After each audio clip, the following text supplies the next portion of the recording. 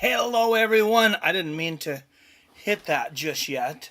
I was rushing home from the casino. Wow, what a end to that game with the Pittsburgh Steelers and the frickin' Washington Commanders. What a game. And already I'm starting off with F-bombs. I'm trying to see if I can get through an entire stream and not be demonetized. Yesterday, I thought I was pretty good, but YouTube said it was mostly unfriendly for advertisers, so limited ads. Whatever, YouTube. Well, I don't know. We'll figure it out. I want to make friends with them. They don't seem to want to make friends with us. It is what it is. Cowboys go 3 and out. I mean, seriously, five minutes. I set a 5-minute timer, and the Cowboys had already given the ball up. I know there's some Cowboy fans out there. I'm sure there's some I know there's some in this community. There might be in here somewhere today. I'm sorry, guys. Your team sucks. Eagles are going to just destroy them. Here comes Jalen Hurts running for a first down and about 7 more. You're not catching that, boy. He's bringing it.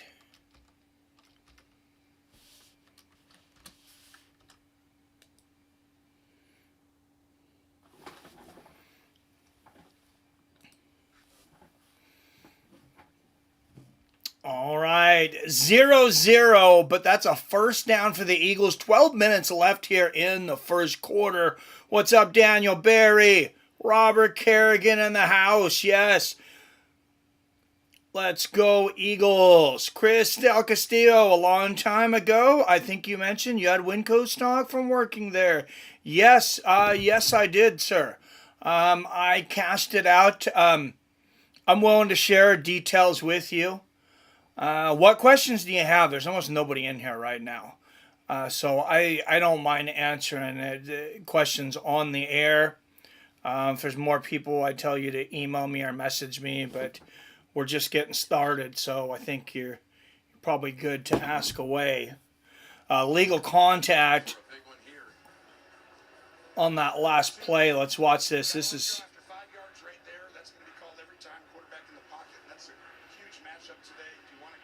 Yeah, that's a big penalty for the Cowboys. They don't need any help losing this game.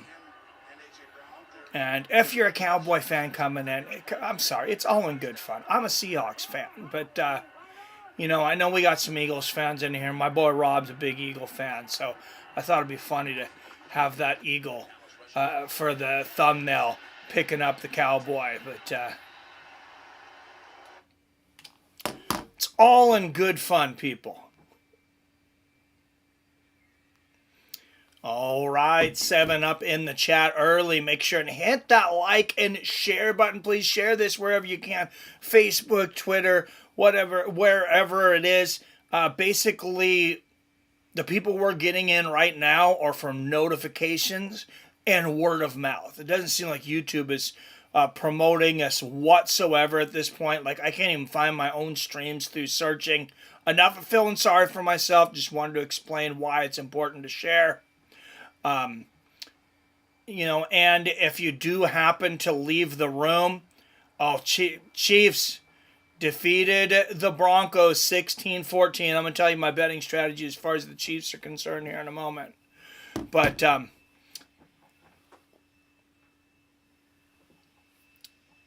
yeah, it's just important to share this wherever you can. Let's make this channel big again. It was much bigger at one time. I'm faithful we can get back here. I just need to work and be out here doing more streams. 2nd and 20 for the Eagles. That was a 10-yard penalty. They can't afford a whole lot of those. Well, maybe they can against the Cowboys. Wow, Jalen Hurts running scared and a sack. That's number 13 with a huge sack. That's going to be a huge loss. That's going to make that about 3rd and 30.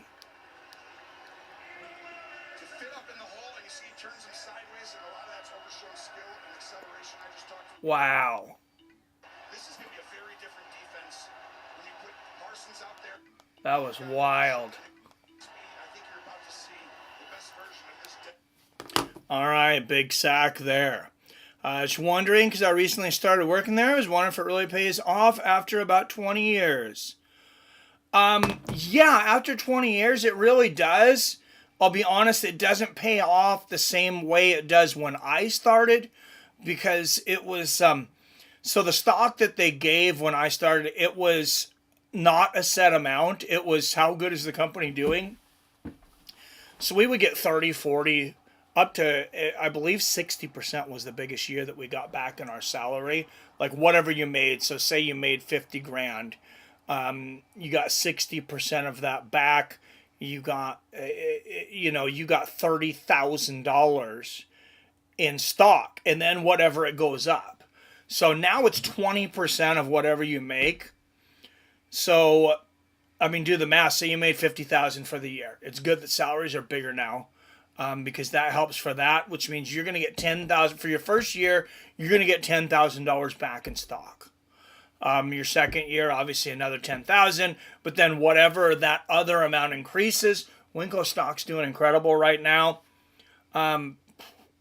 Depends on what your options are, but I mean, if you're looking for, you don't have a degree, you don't have a major field where a six-figure income is guaranteed. And you're ready to be physical and work hard, I think Winco's a great opportunity.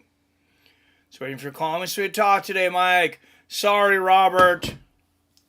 Sorry, man. I just thought about you when I got home. Well, I had been thinking about you, but I was trying to get back from the casino. You can call in if you want in between too. If you want to share it with the group, you don't have to. What's up, Phil D in the house? Cheers, my friend. Cheers and beers. Good news is, I don't have a tumor. Hell yeah. Bad news, they don't know what caused my hearing loss. On other good news, I go for that special hearing aid Thursday so that I can hear what is coming in left on the right. Yes.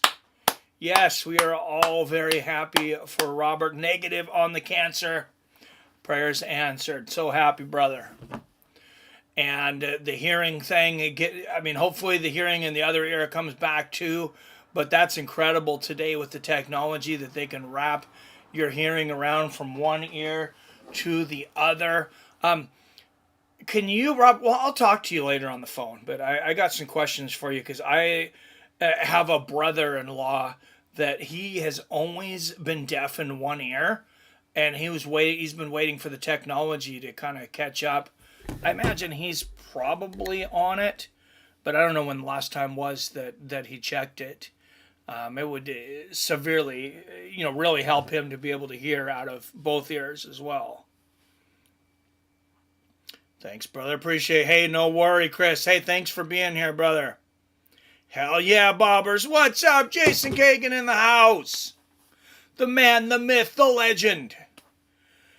Jason Kagan coming off of another successful comedy hour.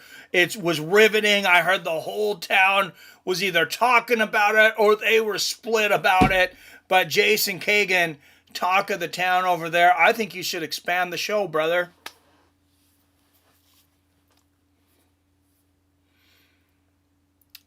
All right, 1st and 10. Cowboys will take over on the 20. They couldn't do anything the first. And there's a fumble by their backup quarterback. Of course, Dak Prescott. And the Eagles have it. Meow, meow. So we got the Eagles versus the Charlie Browns apparently today. This poor son of a gun. This poor backup quarterback. Look at this. There's the snap. He can't even catch the snap. Jason, I think even I could catch that snap. I'm pretty sure. Other bad news, I have a cyst in the center of my brain and the pineal gland. Oh, Jesus. This has been there since 2019. This is the first time you're hearing it. So first, doctor dropped the ball. Oh, my goodness. Well, I'm assuming it's benign, but man, that sucks. That's not easy to pull out. PBR Street Gang, what's up, my friend? Who cursed my Bears, right? Dude, it's the only bet I've lost so far today was on the Bears. Eagles started going up, and I'm like an idiot. And I came up with a new term. Don't hate me for this, Jason. But I came up with a new term for a mistake I realized I was doing. So, Patriots were huge underdogs. Bears were big favorites. And just listen, I'm not trying to dog on them. This is from a betting perspective only. So, I'm watching it, and I'm like, I'm looking for a spot to bet on the Bears. So I throw my first bet in, and I get them like close to even odds or even an underdog. Underdog odds for the better team, which is always my goal. Find the best team, watch the live odds, and get underdog odds on a favorite. It happens. It happens more than you might think. Anyways, so I'm watching that, and I start seeing the Eagles score again, and the odds go up again. I'm like, oh, the Bears are going to come back. Let's throw a little bit more money on it. I think I did that 3 times. So I came up with a new term. And sorry, Jason, but I realized I have a habit of doing that. When there's going to be an upset, oh, look at this! Holy jeez, if this doesn't come back for a flag.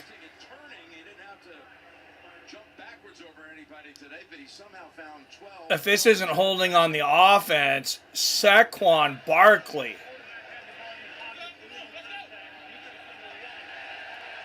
Nope, that's on the defense. So Saquon Barkley breaking through for a huge gain all the way inside the 5-yard line. So Jalen Hurts just finds him on a little lateral, a little screen pass lateral. And then look at this first defender here. Whoop! That was some Madden shit. That's like when you hit that R1 button and you go to the side. That's what that was. And I think he's in. And he is in. And the Philadelphia Eagles put the first score on the board. 6-0. I imagine the extra point is just a formality. But, I've noticed I've done that. I did that in the NBA the other day, though. I did that. Boston Celtics were playing the Golden State Warriors, and they got upset. And I was like, oh, they're going to come back. So I kept putting more money in on the favorite as they got to be a bigger underdog. Well, I ended up losing. It made a losing day for me. I won every other game. I won 3 out of 4 games. Issue was that 4th game, I lost enough money that I was down $45 for the day. So I'm going to call that chasing the bear when I write my tips on gambling book. New doctor said it hasn't grown since then. It's the size of a marble, so she isn't concerned. But the side effects are serious for me. Right? I'm officially celebrating tonight. It's not a tumor. It's not a tumor. It's not a tumor. Yes, drink up. Can't remove, only can drain, but it will return, so I'll have to live with it. Oh, that sucks. Kind of freaking me out, but I now know why I have problems sleeping, because the pineal controls the melatonin in your body, plus it explains the confusion and memory loss. Let's go Eagles. Yes, let's go Eagles. Got to win for Robert now. Make him happy. You know what? Take more Alpha Brain. Take more Alpha Brain and drink broccoli. Drink broccoli shakes. My grandma's funeral was on Friday. My little brother and my dad, mom's ex-husband, went to represent me. I'm happy for that. Yeah, sorry you couldn't go to that, but man, and I hate funerals. I get like sometimes you have to go for the respect and stuff, but it's very, very hard on me. I know it's hard on everybody, but just not good. Well, what I try to do is, like, if I have friends, honestly, I will try to go to a funeral of a friend, like for somebody. If I have a friend and somebody that dies close to them I'm not very close to, I'll go to help support them. if they have to go, but like that's otherwise, yeah, I really, really can't stand funerals. All right, 7-0 Eagles early. Eagles were 7.5-point favorites. I think that was probably too little. I think they were like minus 260 favorites. If I was live betting, I would have definitely jumped on them. So, yes, Phil, Eagles. So let's go around the league because I got a few bets to share. I really hope, yes, Kansas City came back. So here's my strategy for betting on Kansas City. Live betting. Bet on Kansas City every single time. Just get the best odds that you can. That's the end of it. Because if they're close enough, most likely, like they're a good team. Don't get me wrong. And if they're close enough, they're going to, the refs are going to bail them out. Yeah, chasing the bear killed me today. 3 bets. I did it again. Jason, 20, 30, 40 bucks. 40 bucks. I bet on the frickin' Bears. And, I mean, I got plus odds on 2 of them, but yeah, doesn't matter. Crap. So now I'm digging out. So now I'm starting in a hole. Let's get scores here because I haven't even seen all the updates from the scores earlier.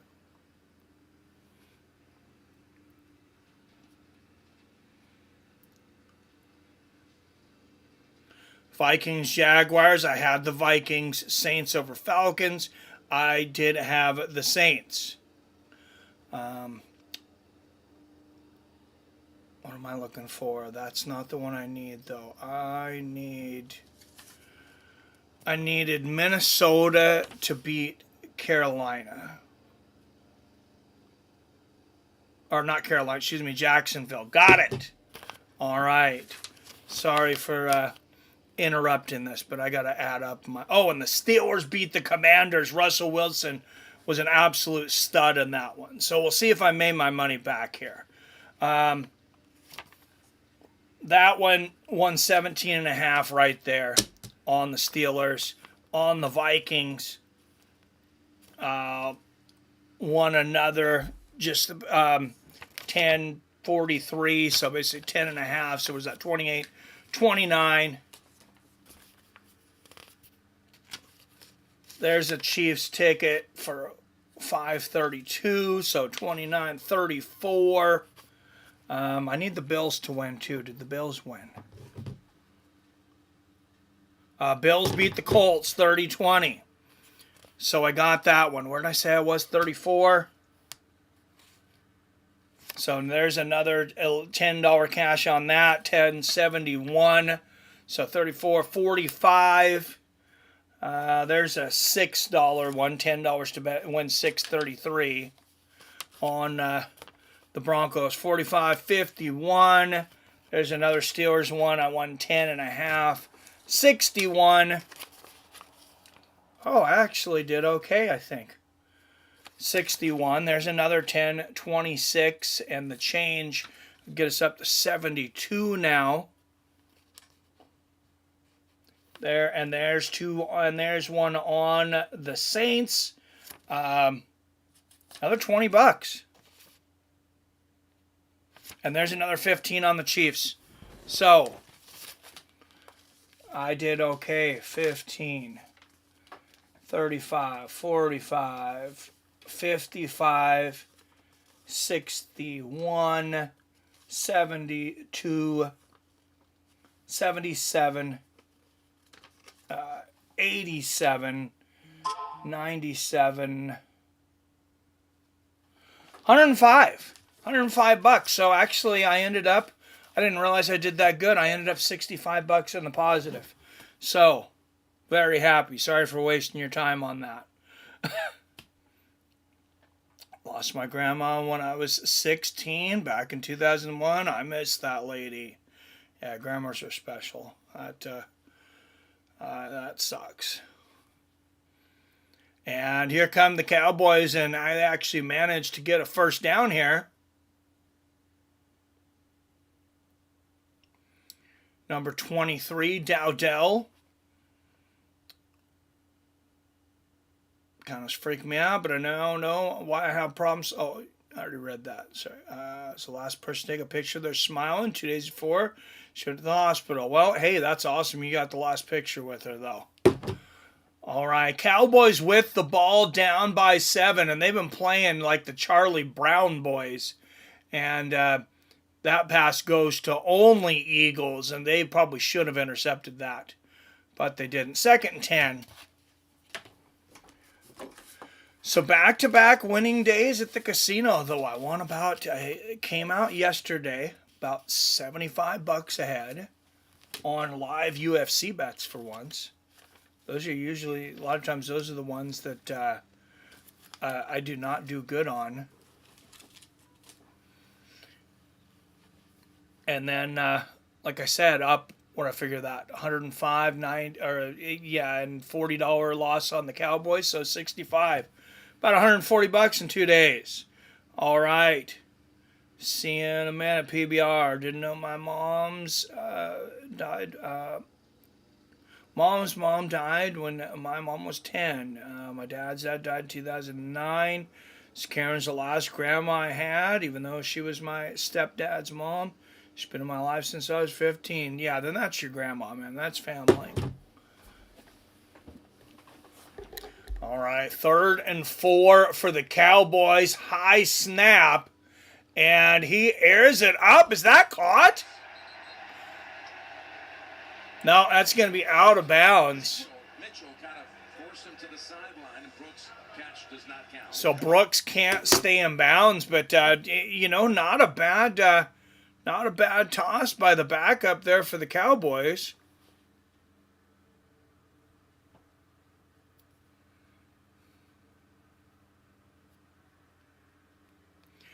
And guys, feel free to inform me on players on these two teams. I'm a Seahawks fan.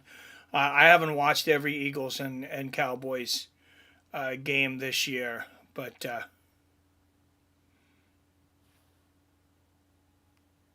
it's Cooper Rush is the backup quarterback for the Cowboys, and the field goal is good for the Cowboys. They are on the board, 7-3. For those bettors out there. Cowboys were 7.5 favorites, as I had mentioned earlier, 7.5 point favorites. So,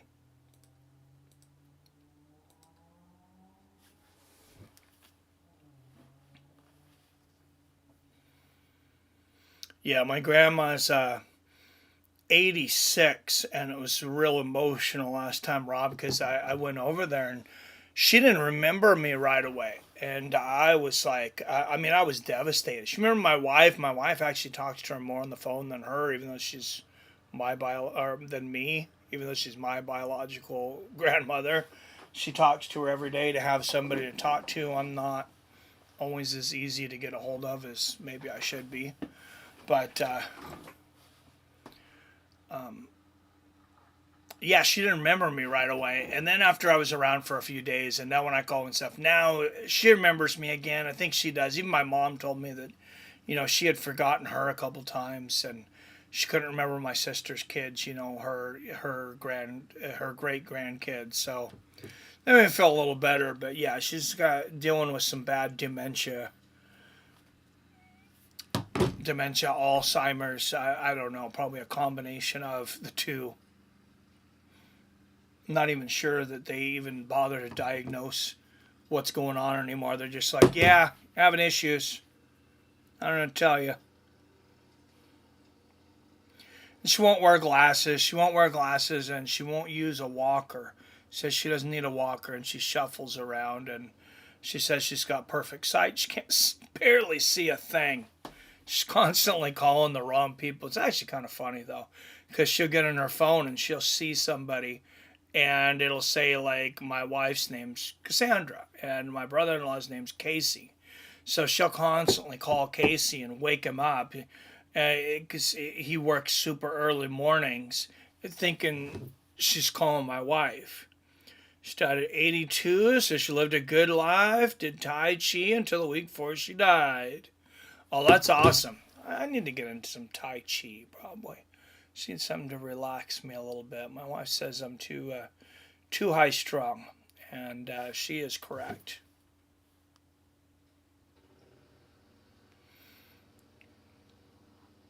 All right, let's get this on the Fights with Friends Facebook page. I know I told you guys to share this, but I was just jumping in, so now I'm just sharing it on our page because I didn't have all the metadata in yet.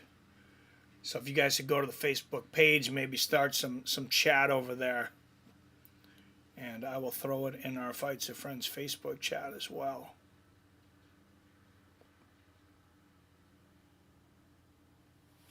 Flag on the play. 3:04 left in the first quarter. Receiving team number 89. 10-yard penalty, first down. Year-round effort by the NFL and its charitable partners to honor, empower, and connect with our nation's service members, veterans, and their families. Through Salute to Service, the NFL reinforces its support and gratitude to those who have served and for those who continue to serve. Visit NFL.com/salute to learn more about the NFL's impact. All right, 7-3 Eagles. Eagles with the ball. 1st and 10. 3:04 left in the first quarter. And Jalen Hurts fakes the handoff. He's going to roll around, and he finds a receiver. That's going to be number 6, Smith there. Almost a first down, about an 8-yard gain. Man, Jalen Hurts. I mean, the way he rolls out of the pocket, him and Lamar Jackson, best in the league at that. I mean, those guys, it's the best time for rollout quarterbacks, since Dante Culpepper back in the day. It's Dante Culpepper, and then before him, it was Randall Cunningham. But I love that, watching those quarterbacks that can just roll around, and then they got the option to run or throw. And there's a first down. Saquon Barkley picking up the first down and more, about 5 yards on that play. Another first down for the Eagles. 2:15 left in the first quarter. Well, their initiative there is really for veterans to know how much they're cared about and if they need any more information about And, of that. course, tomorrow is Veterans Day. So thank you, all of our veterans that have served this country. We are gracious for your service, PBR Street Gang. I know that you are one of them. Thank you for your service, sir.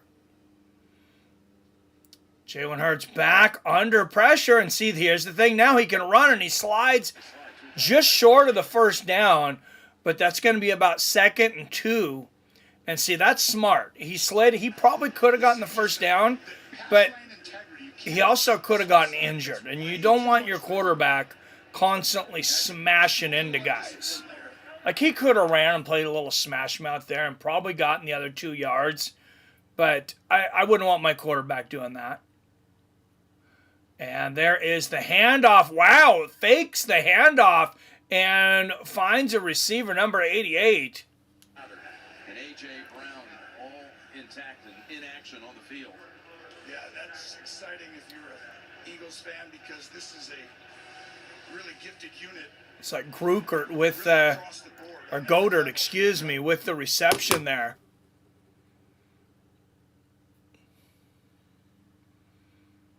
And first down for the Eagles once again on the Cowboys' 42-yard line. Hurts back, has time. He's got tons of time. He's going to roll out again and throw up a bomb. Finds a wide open receiver to the 20, to the 15, almost to the 10. And there he is. We're just talking about number 11, Jalen Brown. Big reception for him, and a great job of adding yards to that. What a spin move here, too. Look at this. Whoop! It's more of that Madden thing. That's when you hit that triangle. I don't know. Is it circle? What is the spin move on Madden? I was an NFL 2K guy. But anyways, that looked like a dang video game move.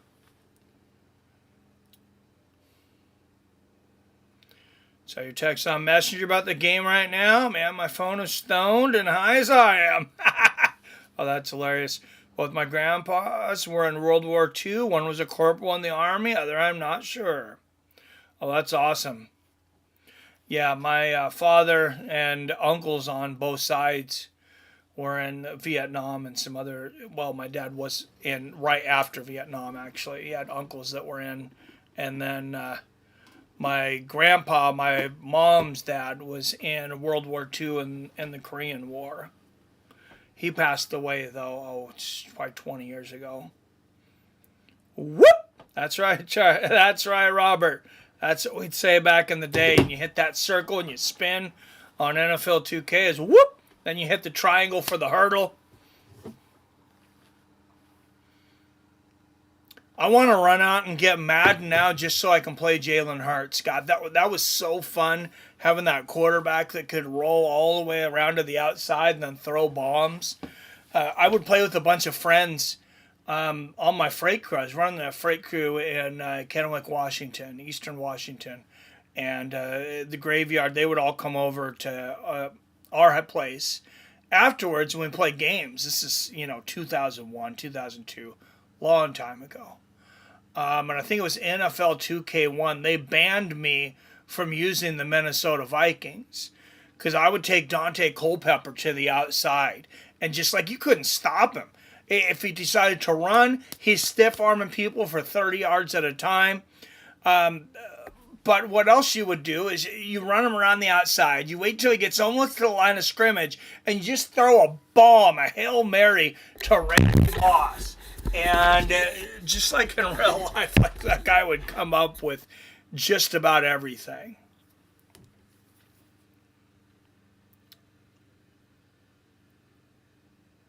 Oh, geez. Well, Robert, that's unfortunate. I know they give people a lot of different drugs and Agent Orange and all that crap when they were over there, and just horrible things that they did to the troops, but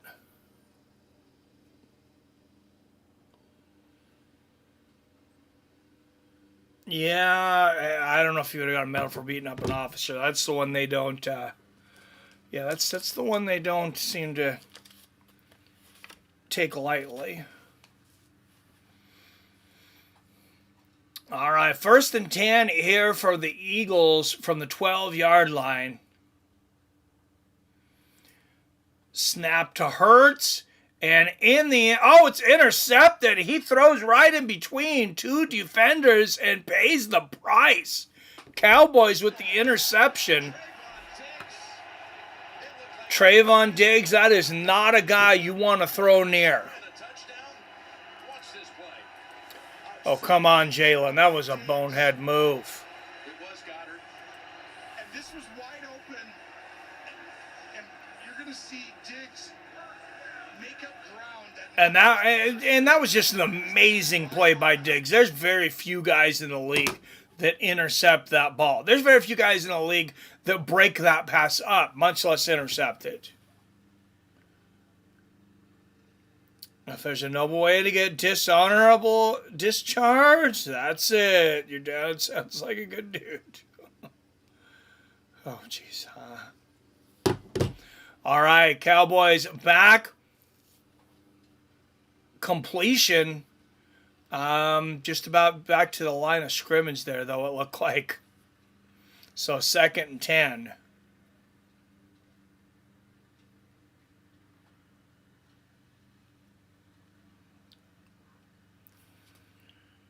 And I'll tell you that the Cowboys, Cooper Rush, the backup quarterback for the Dallas Cowboys, he needed the defense to get that interception. He's buying Diggs a few steak dinners for that one, I guarantee you. And there's a handoff and maybe a yard for the boys. Looks like it's going to be about 3rd and 9 as Dowdy not able to make up any ground.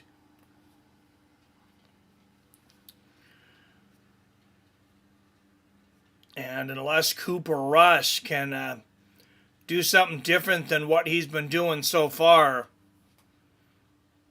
This looks like another 3 and out for the Cowboys. So 3rd and 9, running a 3-receiver set here. And he's going to make a short pass.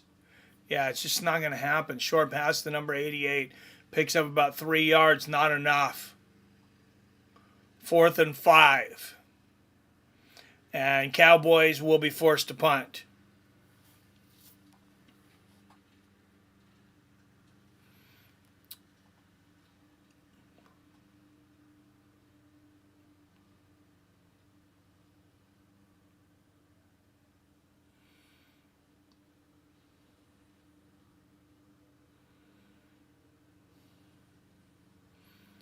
And there is the punt.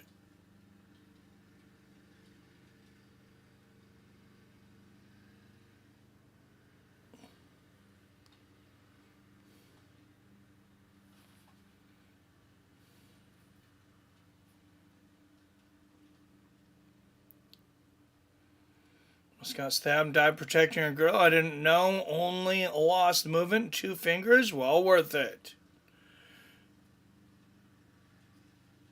Dang, man. Yeah, that's should have gotten the Purple Heart or whatever it is for getting stabbed in duty. Oh, and there is a commercial for our big fight on Friday. Don't forget, guys, we've been talking about this forever. Don't think it's Saturday. It's Friday. Mike Tyson, Jake Paul. It's finally here live on Netflix. We're doing a big event for it. We're going to be doing... so let me know down there in the comments what some of your favorite Mike Tyson fights are. And I'll do a community post later, too, and a Facebook post. I want to do some live fight reactions for old Mike Tyson fights. Heard that when you get stabbed, you don't totally notice for a minute. I hope he never finds out. Man, I'll be here, I'm sure. Awesome, Phil. Looking forward to it, man. Yeah, no, I have heard that people, because it kills all the nerves, I guess. When people get stabbed and they just feel something wet and then they realize it's blood and then oftentimes they die. I got to be careful, I guess, apparently how much I'm talking about that too. I don't know why I was, yesterday's stream was demonetized. I think I dropped 2 or 3 F-bombs. I thought if you spaced them out you were okay, but I'm going to try to be careful and see if I can get through a stream that's not even partially demonetized. That'd be great.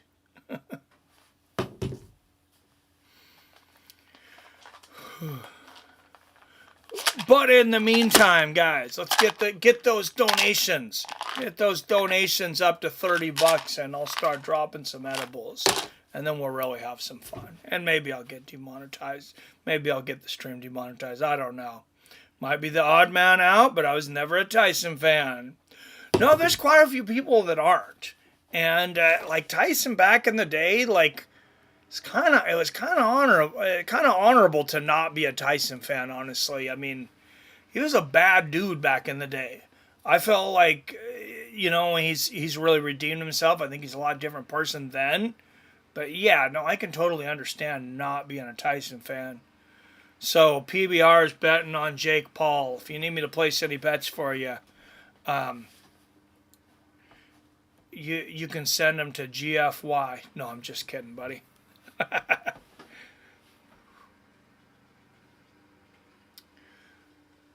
I haven't bet on that fight. I have a buddy that sent me $100 through Cash App. He wants me to bet $100 on Tyson by knockout.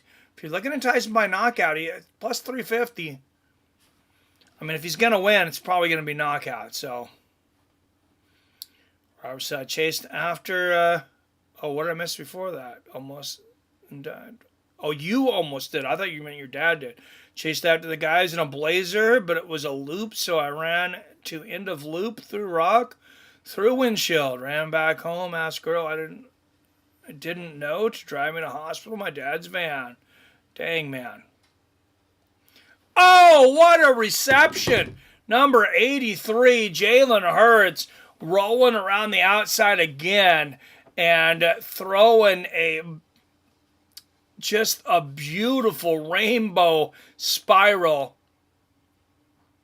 Oh, look at that. And put it where only his receiver Dotson could catch that one. 1st and 10 for the Eagles at midfield.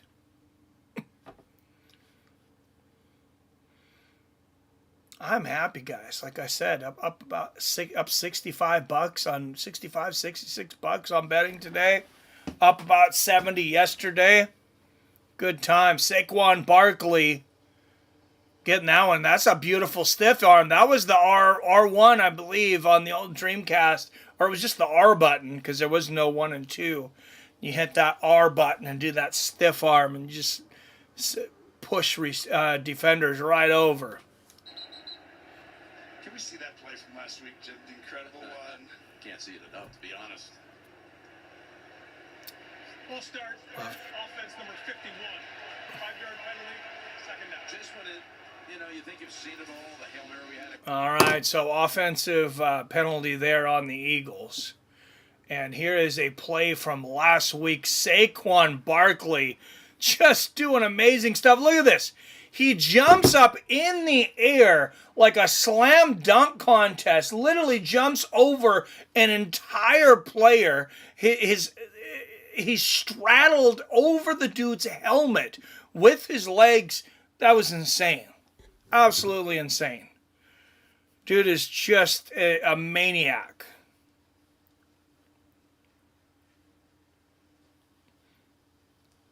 Hurts back all the time in the world here and gets sacked, though. Can't find a receiver. You can't keep holding on to it that long.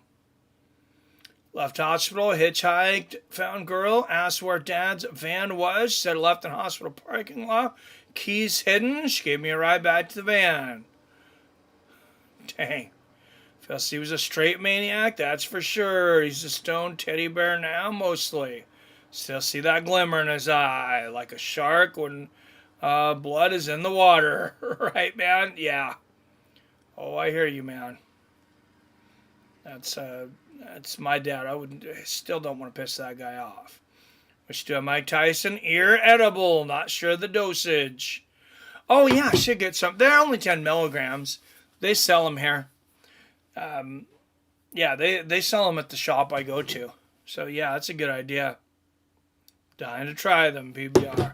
Yeah, I don't know if the doses... Well, you probably get a higher dosage somewhere else. Here in Washington, everything's small for you. Everything comes in 100 milligram packages.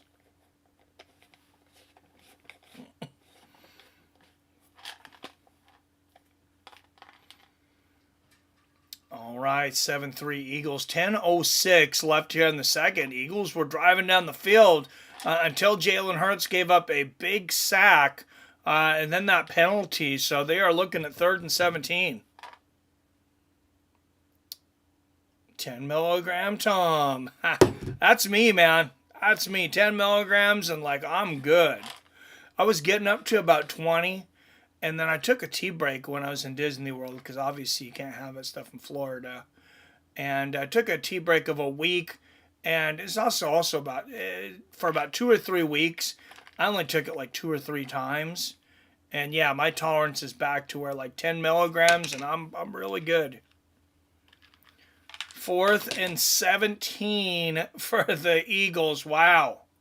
Cowboys defense turning it up here. And I think that's officially a sack. He might have gotten just back to the line of scrimmage. Anyways, 4th and 17, Eagles will have to punt. And that is a booming punt. We'll see if the Eagles, no, they cannot down it inside the 10, though. Gets inside the end zone.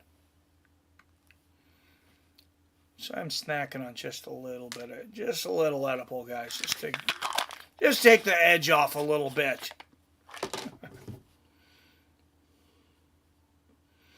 Almost bled out that day. The janitor notified the doctors I was in the room bleeding out. If I knew the janitor's name, probably saved my life. That's crazy. I wouldn't do edibles anymore. Time accidentally. How do you accidentally eat 250 milligrams? Dude, I would never touch it again either, I am sure. Wow. Dude, I did, I think it was like 35 milligrams, and I almost stopped. I was throwing up the next day, actually. What's up, Kyler? Good to see you, brother. You're not a freaking Cowboys fan, are you? No, I'm just teasing you.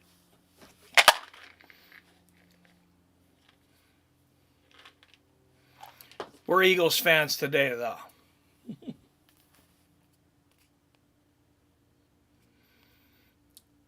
But yeah, I can totally see that, Phil. Like I said, if I did 250 milligrams, dude, I don't think I'd be able to do anything for a week. It's a chocolate bar. I read it wrong. Thought the whole thing was 50 milligrams. It was 50 every piece. What, had you already been doing edibles before this, Phil? I still ate a whole bag of 1,000. How are you guys accidentally dropping like almost toxic doses of edibles? I don't understand how this is a problem. Call my nephew, Joey Coco Diaz. Had a severe freak out, went to see the devil that night. Oh, dude, I bet. I was drunk, of course. Well, yeah, we filled that part in. Cheers, boys. Good to hear from y'all. Now, I'm from Indiana, so I'm a Colts fan. Doesn't help me any more than a Cowboys fan. It's candy. Decision-making skills go out the window. Yeah, I hear you, man. Yeah, that's wild, though. That's some wild times. Can't even take a 20 milligram edible. Hardly smoke. I only do edibles because I'm asthmatic, Kyler, but I don't even do 20, and I do them fairly often. Like I said, I'm usually 10, 5 to 15. Every once in a while, it's just 5. Because if I don't have something, like I can't sleep.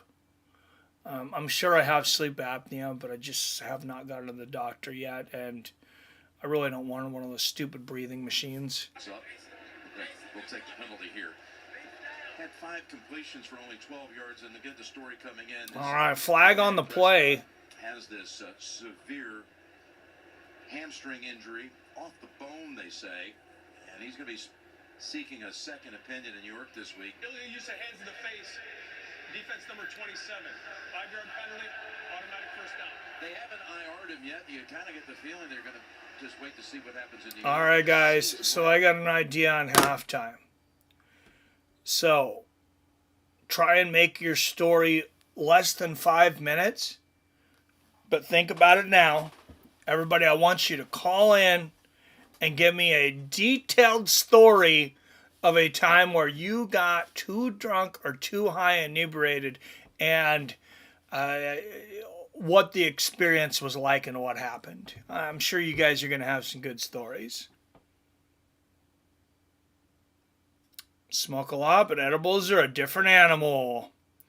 I was high and had the munchies, made it worse. That's the problem, is I've gained weight with the edibles. That was one of the reasons I cut back on them a little bit too, and I lost 30 pounds like pretty quickly.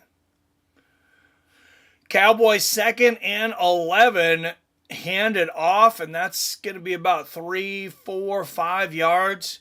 So coming up on a 3rd and 6. No, 3rd and 3. That was a pretty good run there. Ezekiel Elliott coming back in. He doesn't get near as many reps as he used to, but he is back with the Cowboys, and he will come in and out here and there. He was an incredible running back there for a moment. A lot of potential. He had some injuries that made him miss a decent amount of games. When I seen the Cowboys, when they drafted and got Dak Prescott and Ezekiel Elliott, though, I really thought they were going to get at least a championship out of that. Pass interference, defense number And that's going to be a pass interference on the defense. So automatic first down. Just a bonehead move there by number 2, Slay Jr. And he didn't even need to really grab him before. It was a beautiful play and tip afterwards. But you can't grab him and hold him like that. Yeah, it didn't help that the chocolate bar was really good. Tasted great.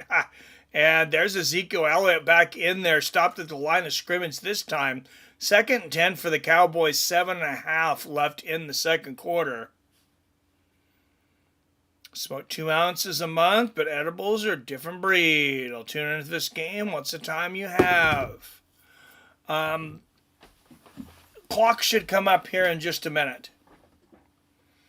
I'm watching it on Paramount Plus, so hopefully I'm pretty much live here. 7:05, 04, 03. So just stopped at 7:03, 3rd and 10. 35 seconds left on the play clock.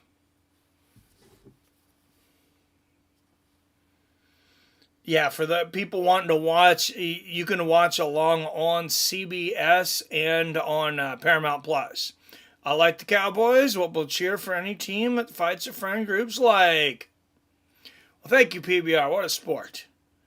Drunken Charge got the admin position. Congrats, Rob.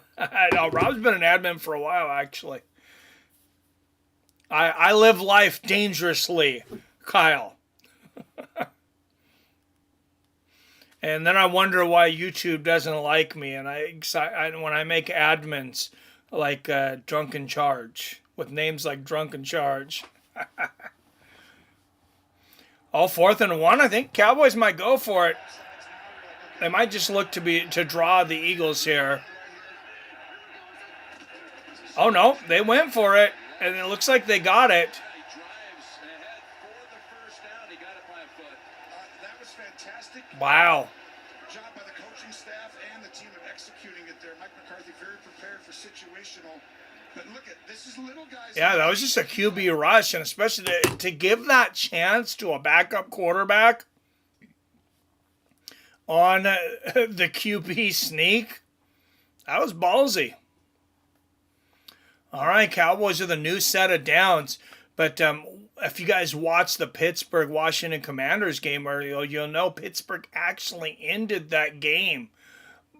Oh, almost intercepted by the Eagles. Number 17, Dean, had the interception, and he got laid out.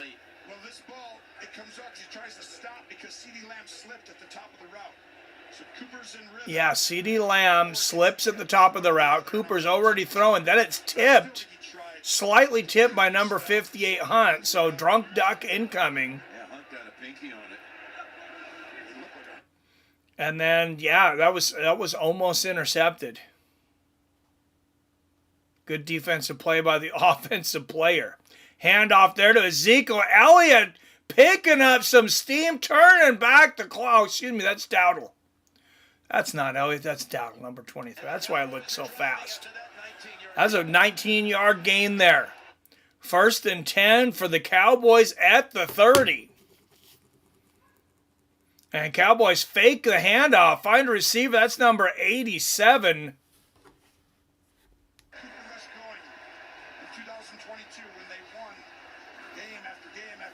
Another first down. Play actions, boots, make the game simple. He gets the ball out of his hands quick, decisive. Vic Fangio said he gets it out faster, than Dak. Doesn't use his legs near as well. And Cooper Rush really starting to have a good showing for himself in the backup role here. Fakes the handoff again. Oh, no, he didn't. I thought he faked it. He sold me. I guess he didn't sell the defense, just a few yards there. I think the camera work might have sold me, but. And there's CeeDee Lamb to the outside, picks up a couple more. Looks like it's going to be about 3rd and 3, maybe 3rd and 2. Yes, it will be 3rd and 2. Playing guitar up in a tree after a bunch of beer. Dude, that sounds like a great time. Got a few songs in, fell out of the tree and broke the guitar. Oh my God. I still have it. Fixed the neck. That's one of my many drunken idiot stories. Oh, I thought you were saying like you were just up in a tree. I live life 1/4 mile at a time. Like Tom Toretto. You gonna chug an ice with me during the 1/4 mile, Rob? Oh, that is not one of you guys. That's an 855 number. So they can just not call here again. 1st and goal for the Cowboys.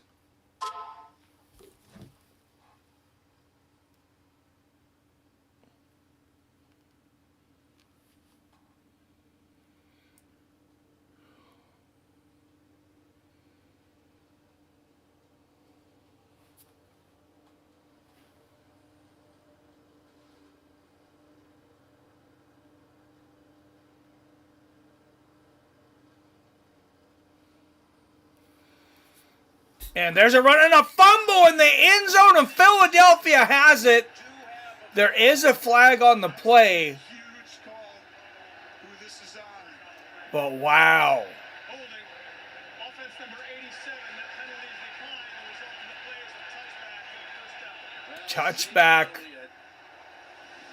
With a red zone turnover. Eagles obvious, and Ezekiel Elliott comes back in, puts the ball down, and a defender's able to spear it out. Shoulder on it. Oh man, what a huge play for the Eagles. Under the radar. Above the radar. That's crazy. Yeah, that's a touchback. 3:04 left in the second. Eagles will take back over.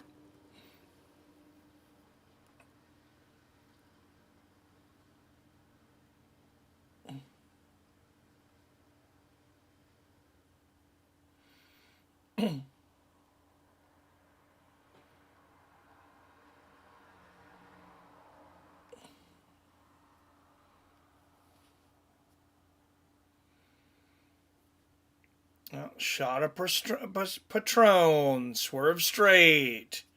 That actually might have been a call from a hospital or something. Right after that call, I just got a text from my sister that my grandma fell this morning and hit her head and she's at the hospital. Sounds like she's doing okay, though. Says she knows what's going on. That's a weird coincidence. We were just talking about grandmas.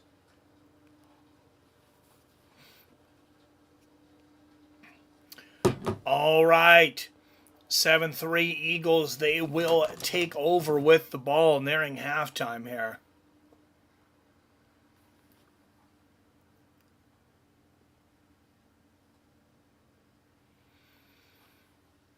And let's get some scores from around the league.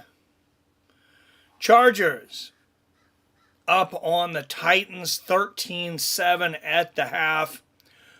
Cardinals leading the Jets 14-6. Still 6:33 left in the second quarter there in Arizona.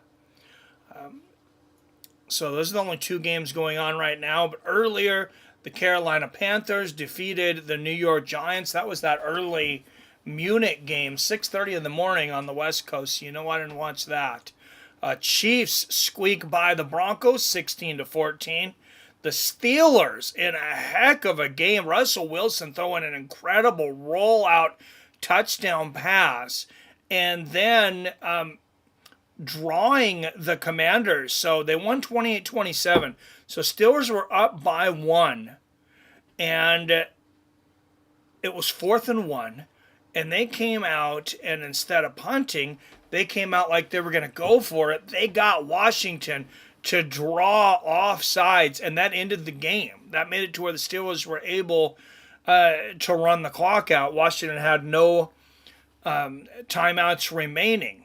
Vikings squeaked by the Jaguars 12-7. Vikings kind of falling apart a little bit lately. I mean, they squeaked this one out, but they trailed most of this game.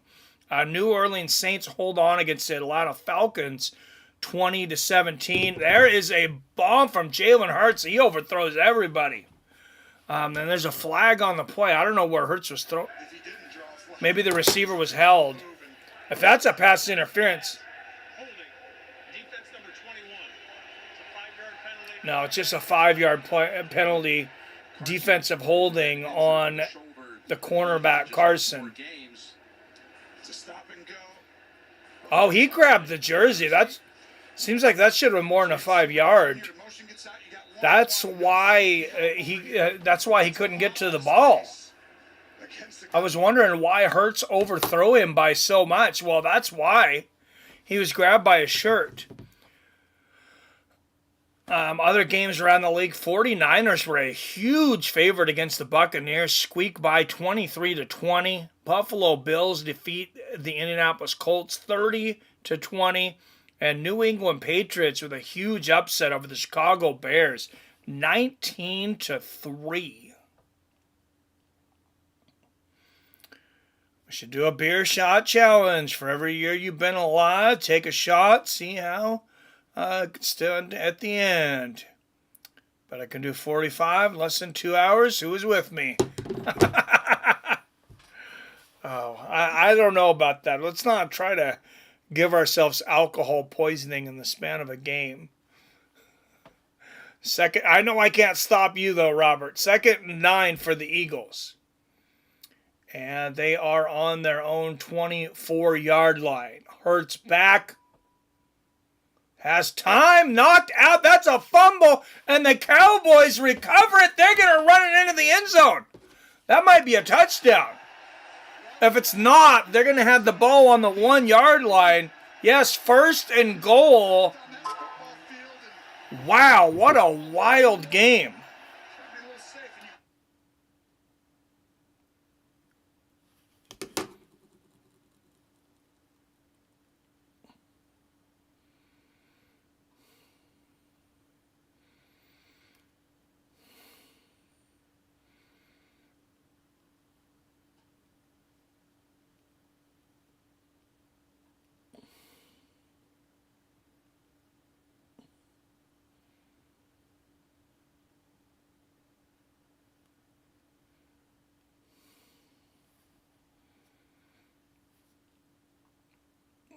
I can probably do that. Spill 40. Sounds easy. Just beer shots, no liquor. Shots are only 2 ounce. It's easier than it sounds, Mike. 6 shots is a beer, basically. Okay. I mean, it's not the worst. Oh, nice little spin move there at the line. That's going to be a gain of about 2. 2nd and goal for the Cowboys. About 3 yards out of the end zone here. Mike doesn't drink as much as us. Probably wouldn't be a good thing. No, I'm not drinking all that beer on stream. It'd be the gluten that got me. I'm gluten intolerant, so I really don't drink a ton of beer anymore. I'll grab a beer at a restaurant with a meal. If it's like a good beer, I'll grab a beer or two, but if I do it very often, I'm hurting.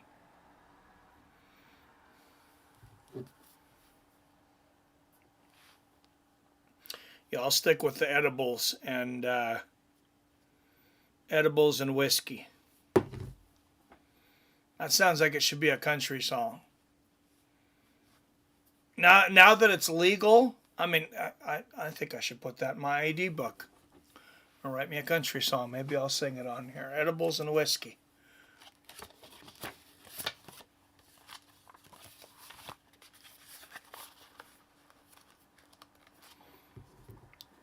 Well, donate my liver, Mike. Is that a deal? Oh, no. Oh, no, Robert.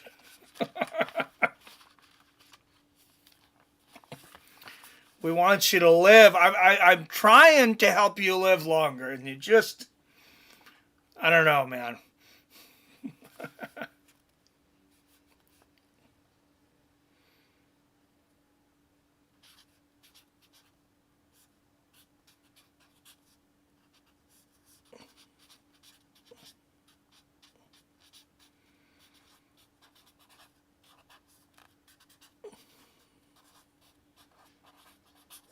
And that's what's going to come next if they don't already have it. If they don't ban it. So remember when they had the alcoholic energy drinks? They're going to have marijuana edible drinks, which they have. I had some last night, with alcohol in them, which I've also done myself. So all you have to do is, put some in some whiskey or vodka, your edible drink. But they're going to sell them and combine them. All right, 2nd and goal here for the Cowboys, if they're able to legalize it. I'd call it crisscrossed. And the fakes the handoff, but incomplete in the end zone. Cooper Rush couldn't find a receiver on that one.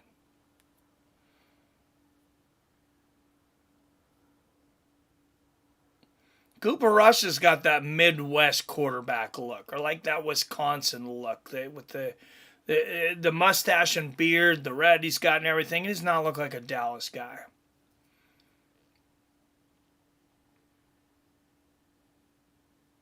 Third and goal here for Cooper Rush, and he's going to hand it off this time, and that does not go as planned. That's going to be a loss.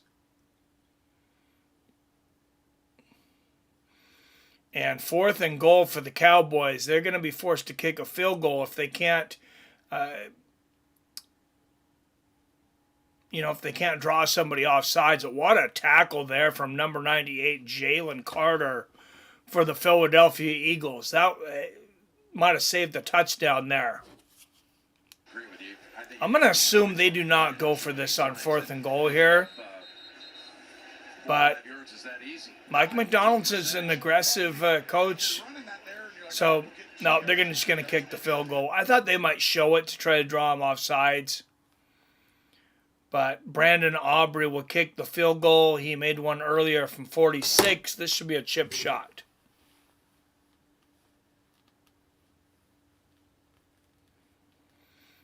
And on Russell Wilson's touchdown pass earlier, that's 4 in a row for the Steelers with Russell Wilson at the helm. I think he's got to be their starting quarterback over there. And Cowboys put the field goal up and bring this game within 1, 7-6. Smart to put the points on the board, in my opinion. Anytime you get a chance to put points on the board, unless the game's slipping away, I think you do it.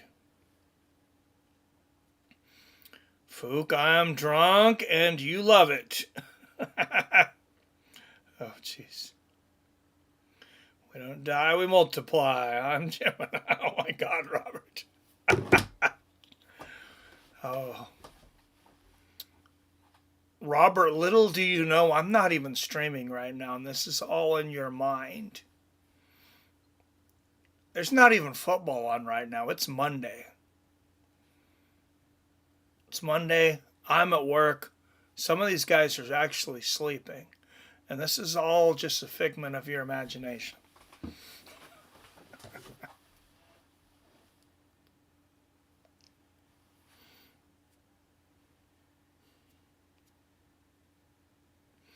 Phil D, me and you need to talk. We would probably have good times just over the phone.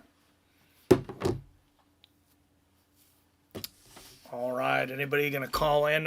We should do a show. I should plan this out, though. I should do one of the nights. Give you guys a chance to plan your stories out, and you can call in 5 minutes or under, because I know some of you guys could probably go 30 minutes.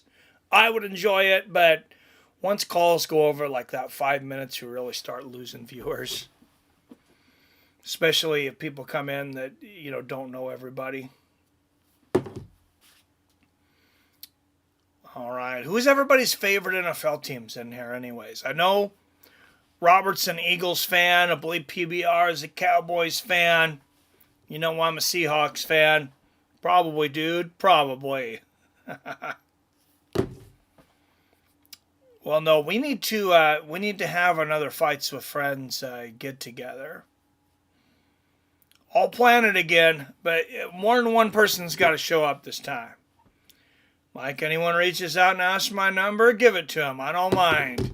There's one guy I did not give your number to. I won't repeat it. You know what I'm talking about. I asked, I thought about it, and I thought, no, I'm not going to do that. And I think you would have not been happy had I given you that, had I given that number. Bills and Packers here. Oh, that's right. Poor BBR being Cowboys. Hey, he just said he was rooting for your team. Leave BBR alone. Bills and Packers here. Nice. Hey, congrats. Good win by the Bills earlier. Won me some money. I was very happy in my day today. I think I bet on 4 or 5 games. I only lost one. That was that Bears-Patriots game when the Patriots upset the Bears to the 20, to the 30, all the way to the 32-yard line out of the end zone. Number 14, the return there for the Eagles. And a flag on the play. Receiving team number 54. Stop with the flags.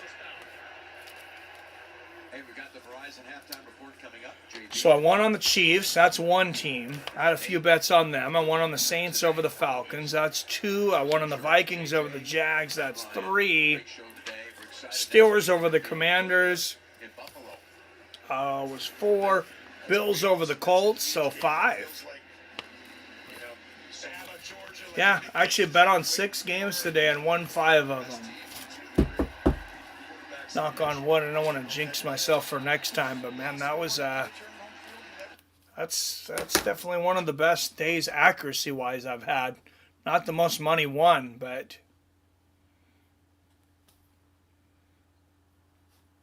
all right, Eagles with the ball, 1st and 10.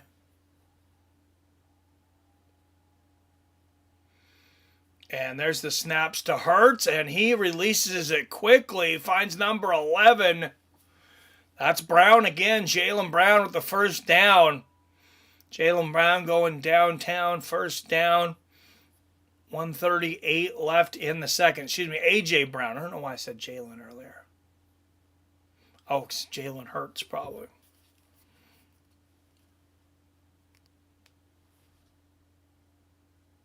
My family are Bills fans. My wife's family is Packers. Nice. Yeah. Yeah, just in case he comes in, I don't want to upset anybody. All right, snap back to Hurts and finds a receiver on the outside. That's number 6, Smith.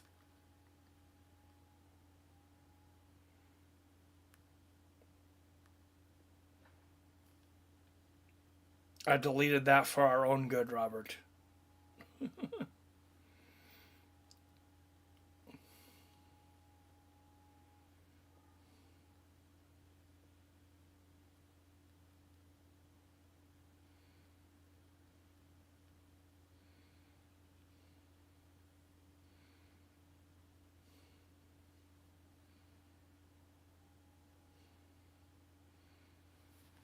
And Jalen Hurts throwing a bomb over them. Oh my goodness, how was that almost caught? I thought he was going to get that. Number 6, Smith. Wow. Ran all the way. What beautifully timed that. Didn't quite come down. He slipped a little bit there at the end. He might have been pushed a little bit by Carson there too. No? That was close. That was very close to pass interference. You do not want to give up a pass interference on a play like that, but that could have been caught if it wasn't for that contact. 3rd and 5 here for the Cowboys. Wow, and they barely got it off under the play clock. And finds number 11 to the 50, to the 48. Another first down for the Philadelphia Eagles. And Jalen Hurts is on fire right now. Beautiful slant play there. They are about 5 yards out of field goal range for their kicker. 1:03 left in the second. And that is a timeout for the Eagles. They want to stop the clock there.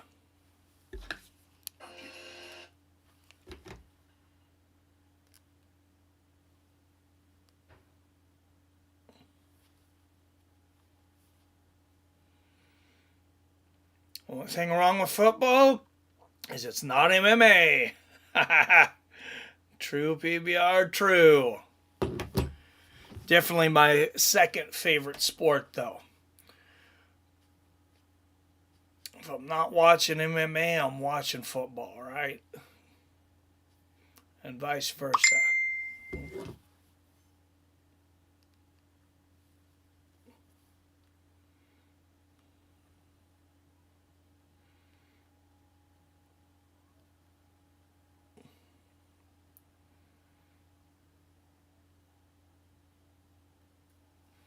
Jalen Hurts back. Wow. He just walked through fire and he has run to the 30, the 25, to the 22.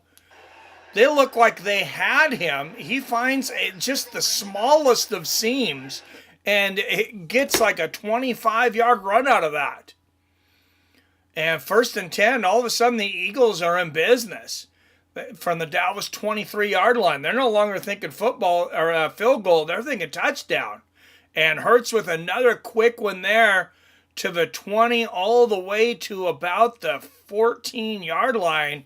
And there is another timeout, 28 seconds left in the half, 2nd and 1 for the Eagles.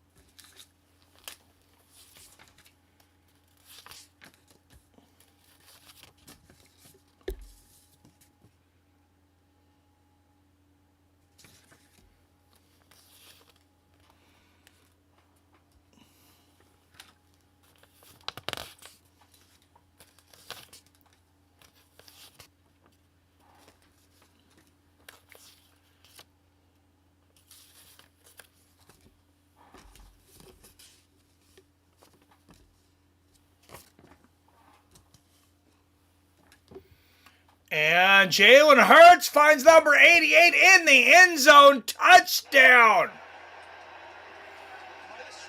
That's Dallas Goedert, the tight end. Big play for him.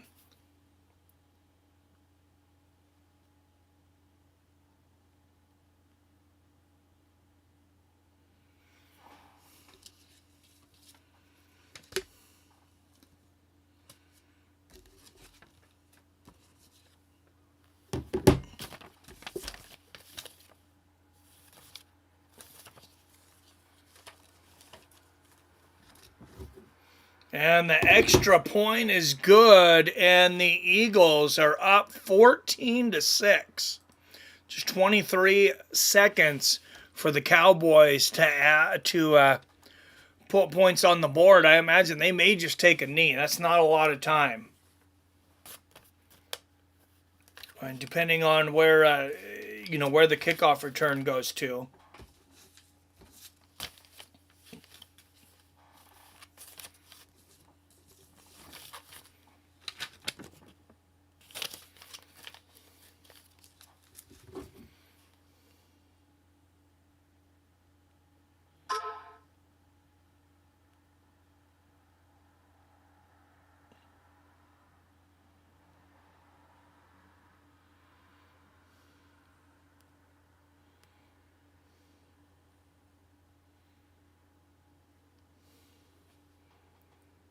One thing wrong. True PBR. What's up? Wyatt Matheson. Yo.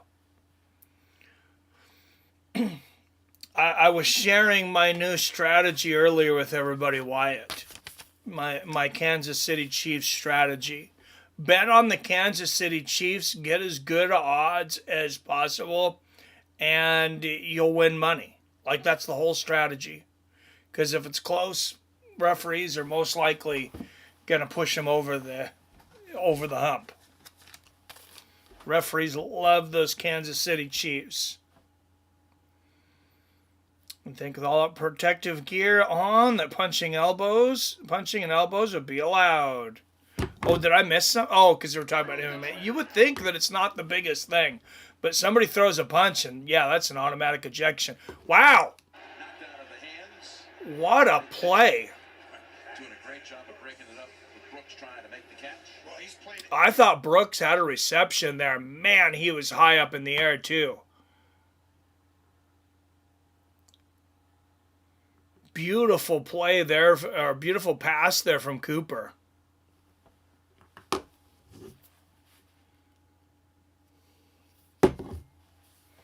And 2nd and 10 for the Cowboys, 17 seconds left. And Cooper left. That one's batted down. So 13 seconds left.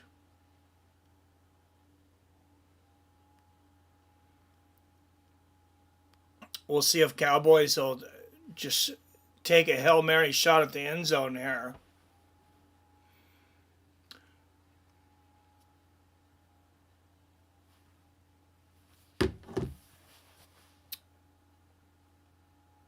Third and 10. The snap to Cooper Rush. Back has protection. Oh, underthrows the receiver. Rare mistake here, actually, for Cooper Rush in the second quarter. He was really starting to heat up, but that was just a dog. Wide open receiver, and it threw it right into the ground.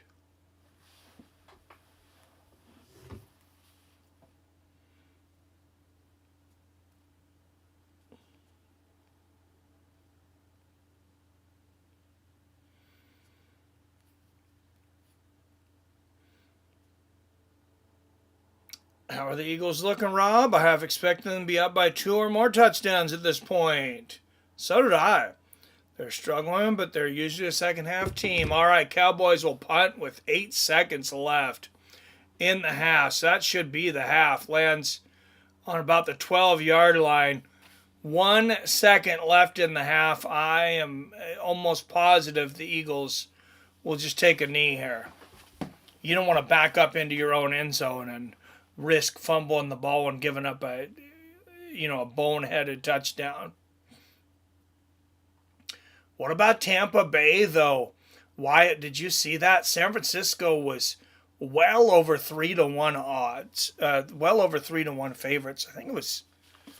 I got the opening odds here because I'm now a gambling addict. I literally carry odds sheets around in my pockets. Yeah, and they take a knee. So we are at the half, but okay. So not as bad as I thought. Niners were minus 300 favorites. Buccaneers were plus 240. Niners favored by 6.5. But Bucks won by 3. That's a decent upset to me. A couple more upsets out there. Slight upset. Steelers over the Commanders. Steelers were 2-point dogs, plus 110 on the money line. Chiefs were big favorites over the Broncos. Broncos covered. Chiefs only won by 2. They were favored by 7.5. The money line was minus 360. KC plus 285 on the Broncos. Saints were a decent dog. I picked up the Saints on a pretty good bet. Plus 165. Falcons were minus 200, so that was an upset. Biggest upset, I think, so far of the day today, it is the biggest upset, is the New England Patriots. Chicago Bears were minus 290 favorites, 6-point favorites, and the Patriots just whooped them. Bears only put up 3 points. What teams do you see the most jerseys of? Well, here it's Seahawks. Oh, Wyatt, you're Canadian, so it's a popular team out there. He's not far from me, so he probably sees, I would guess, Seahawks. Do you see more Seahawks jerseys? NFL team is definitely Seattle. Reason being, we're pretty close to Seattle geographically. Yeah, that's what I figured. All right, it is halftime.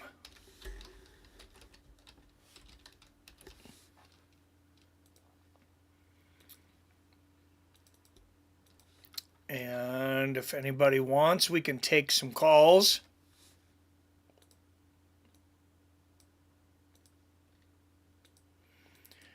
Anybody wants to call in, 425-791-8730 is the number here.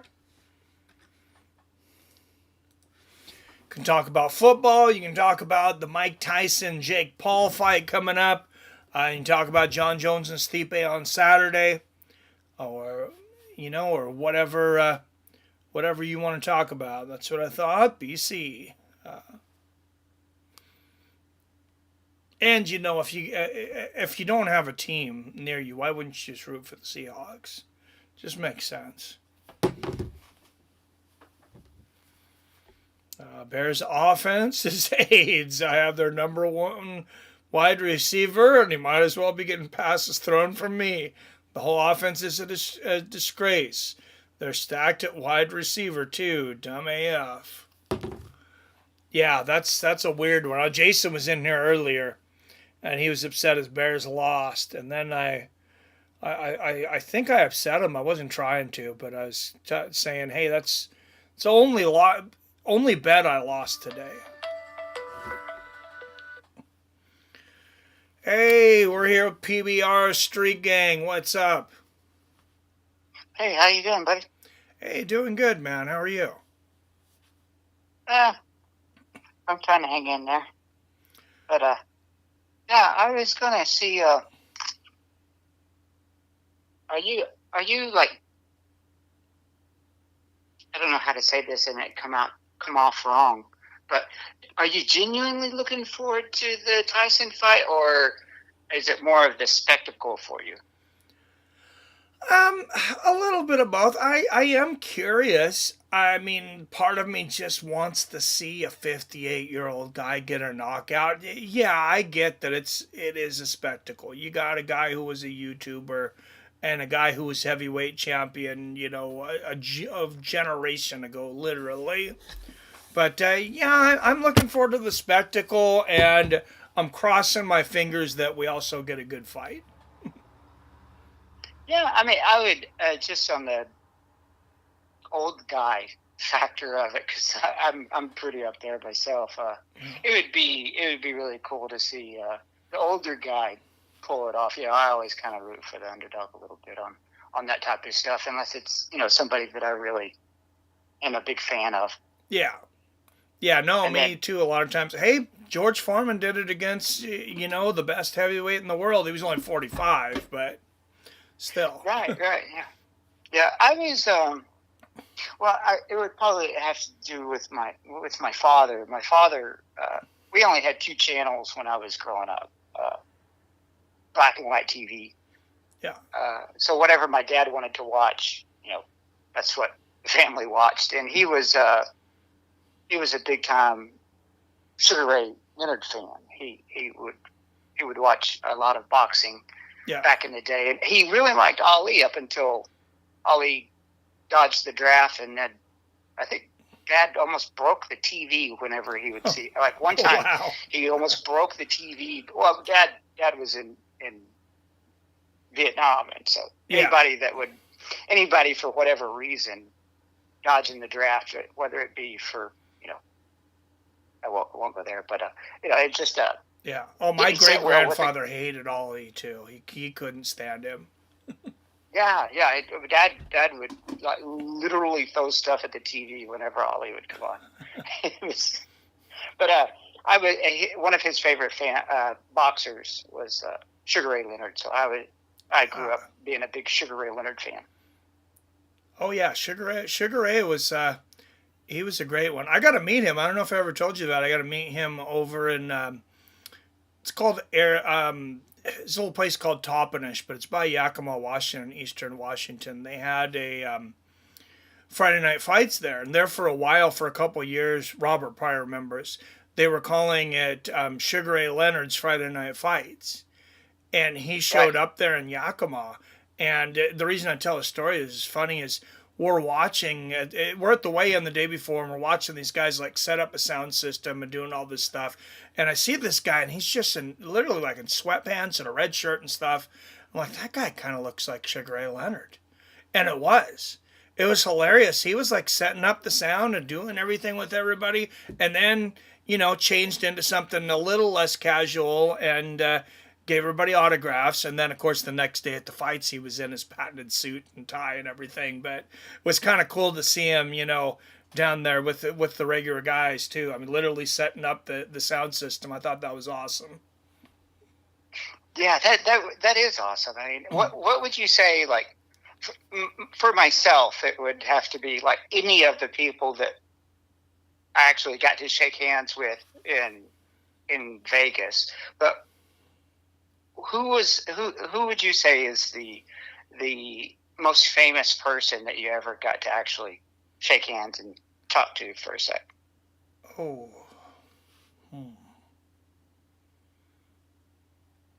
Probably Sugar Ray Leonard. Yeah, I can't think of anybody. Yeah, I can't think of anybody more famous than that, I guess.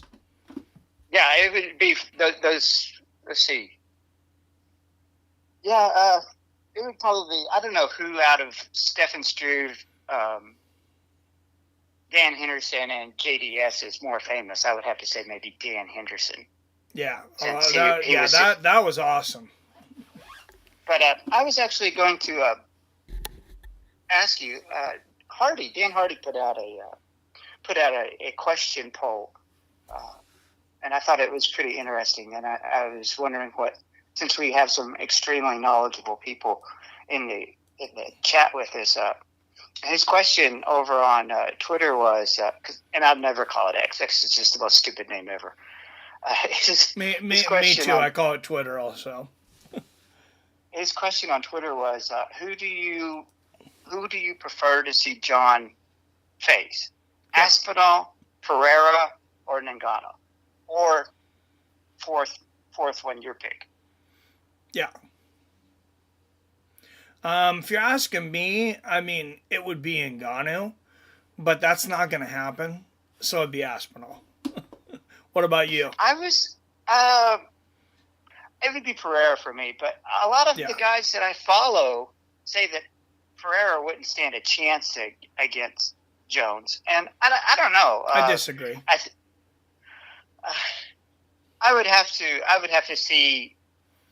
I just don't know. Like Chael Sonnen says that Pereira doesn't stand a chance. I know a lot of people don't like Schwab, but he says that Alex doesn't stand a chance. Hardy doesn't think that Pereira would stand a chance. And I just don't know. Interesting. When you hear somebody, I'm sure Jones would come in a big favorite. I don't know. How long has Jones been out? Oh man, a couple years. Well, it depends. If he beats Stipe as easily as everyone expects him to, I'm guessing he would come out about a minus, almost 3-1 favorite. I bet you he would come out about a minus 280. I'm really, really hope. Not only do I like Stipe, but I know Stipe is your most favorite fighter.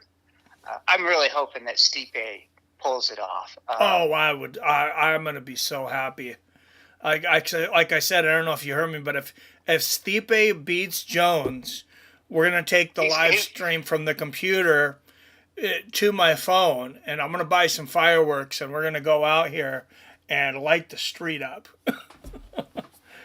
I'll have to mail you my box of fireworks. I don't even know if that's legal, but I have, like, a couple of years ago, just found this, like, firecracker stand out in the countryside and pulled in there. And I ended up buying this $250, it's called the Death Star, and it's in the shape of, it's called it's in the shape of, like, this Death Star from Star Wars. Yeah. But it has, like, an 18-minute runtime, and you have to put it on a certain thickness of concrete because it will burn through concrete before it's all said and done.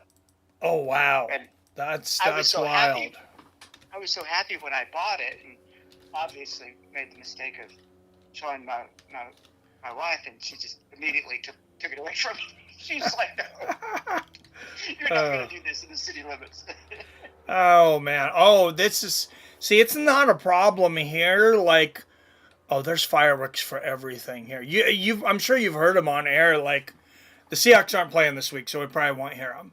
But you can hear them out my window. Everybody here is setting off fireworks, setting off literal bombs that will shake your house. Yeah, they love their boom booms here. They set off fireworks after the election. I was so happy when I got it. I was just like, this is the best thing ever. This is like top 5 of things that I've bought in my life and immediately got it taken away. But now that I'm out in the countryside, I should go over and put it on my neighbors that I'm feuding with. Oh, there you go. Yeah. Wait till about 2 o'clock in the morning. We don't have to work the next day. No. Well, this jackass bought like a whole bunch of fucking roosters, and I don't know if you've ever lived next to roosters. Yeah, I have some neighbors by me that have roosters.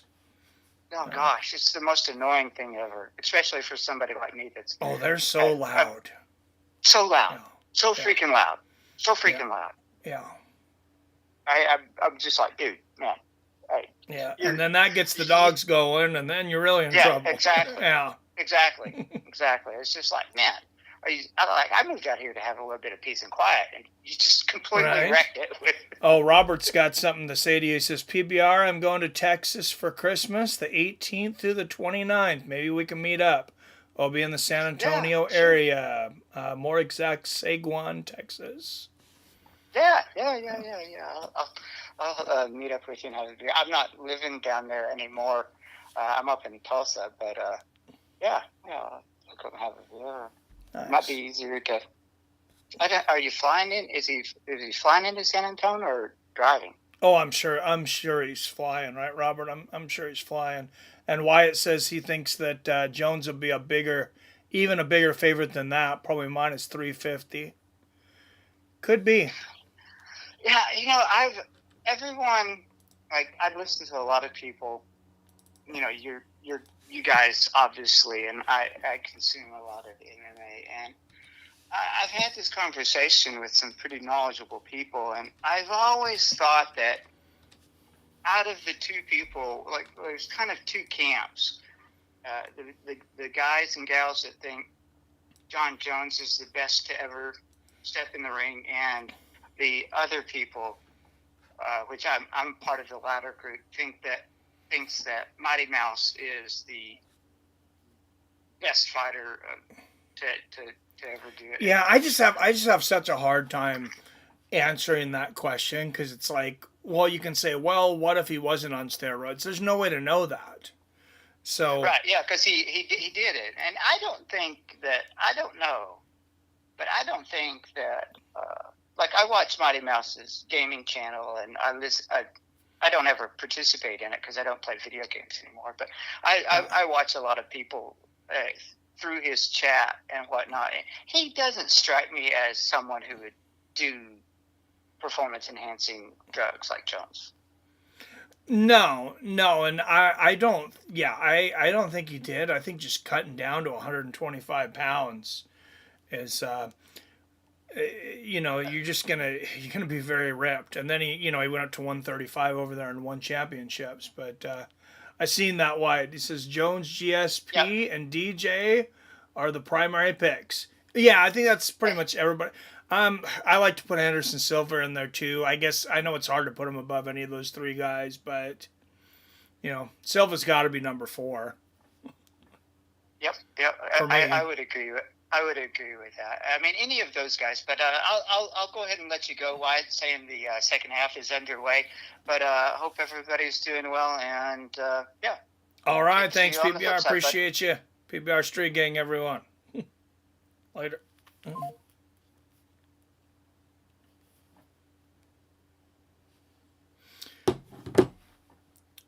All right, by half through week 9. You weren't joking, Robert. Saquon Barkley, 320 yards in the first half this season, 605 in the second half, and his yards per rush go from 4.4 to an absolutely redonkulous 7.7. That's insane. Jalen Hurts back. Defense gets there early. He finds a seam, almost throws an interception, throws into traffic. That's going to be 4th and 9. Cowboys easily break that one up. That was a risky pass. There's some gunslingers today, though. These guys are taking a lot of risks. He could have. That could have been completed too. Hits the helmet of Carson, who was the defender. But if it doesn't hit the helmet, it's right in the hands of the receiver. That is a gutsy pass to throw, though. And there is the punt from Philadelphia. Fair catch called at the 10-yard line. Wow, bad starting position for the Cowboys. I don't know why they didn't just let it go into the end zone. I guess you chance Philadelphia being able to down it, but shoot, I think they would have. I think they would have had a hard time keeping it in bounds. What's up, New Britain Polly in the house? Sorry to be tired of the party. Hey, we still got a whole nother half. Top 5 for me is Jones, DJ, GSP, Silva, Fedor. That's a pretty hard list to argue with. Yeah, and like people can argue for me. Like you can argue who's where in those top 5, but yeah, it's hard for me to replace any of those guys. Love some Fedor Wyatt. I think it was a travesty that he was not in the UFC. Oh, absolutely. Absolutely a travesty. Of course, M1 Global, his co-promoter at the time, stopped them from getting into the UFC.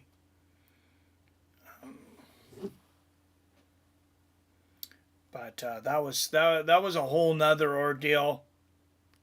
I only want to say so much about that because his promoter was nice enough to come on here for an interview. I don't know if you guys ever caught that. And he talked about Fedor. He would not. He had told me before, though. I said, "Is there anything you don't want to talk about?" He's like, "I don't want to talk about the beef with with M1 Global and the UFC." And I was like, man, it's really what I want to talk about, but it's like, do I want this guy or do I not want him?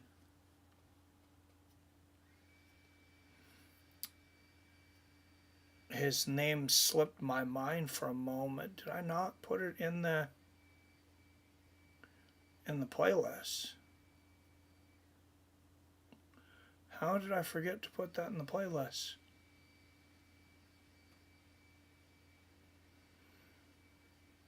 Man, I'm friends with the guy on Facebook too, and I cannot think of his name now.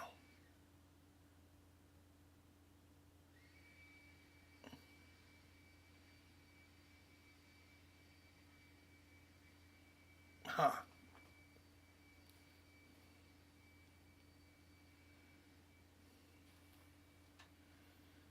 Monty Cox.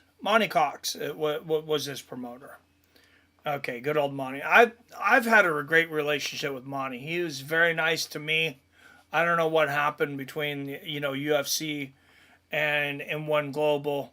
Maybe one day he'll go into it with me. I know, Mike, and I disagree that the Diaz brothers are top 5. Completely bananas. I didn't say they were top 5.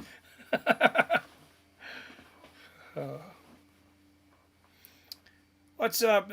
Paulie says, I don't really watch football. Just want to stop by and like the video. See you for Jones Stipe. No, not Jones Stipe. Don't forget the day before is Mike Tyson and Jake Paul on Friday. So I hope to see you for Tyson and Paul, and then for Stipe and Jones the next day. Double header weekend. And as I mentioned, I'm going to do some Mike Tyson fight companions throughout the week. So you guys give me some ideas. If you have a favorite Tyson fight that you'd like to see me do a fight companion on, like let me know. If it's a short one, like I'll kind of get into character like Tyson and Spinks. It'd be fun to, kind of talk about what was going on at the time.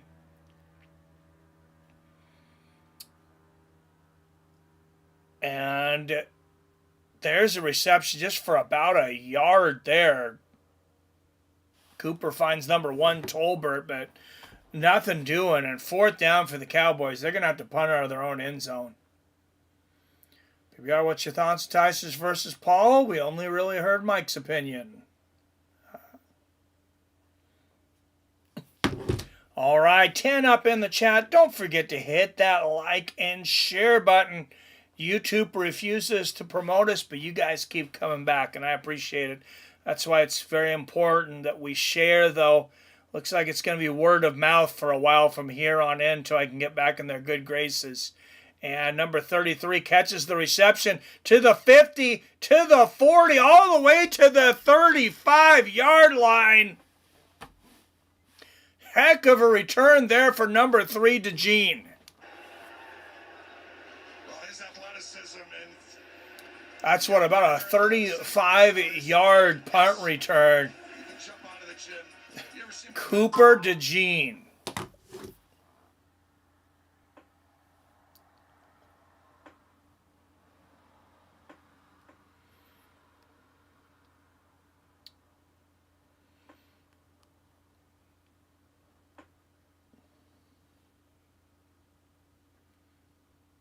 What a deal.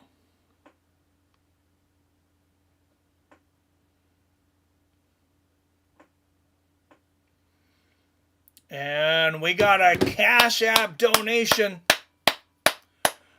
My friend Tom Snell, that's the guy I was telling you about that organized our Disney World trip for us. Thank you, Tom. Hey, thanks for coming in, too. Appreciate it. Known Tom for a very long time. We met when they first started the judo team at Walla Walla High School. And, oh, geez, I'm going to make us both feel old. I guess we are. This is in 1995. And there's a run for a first down there from the Eagles.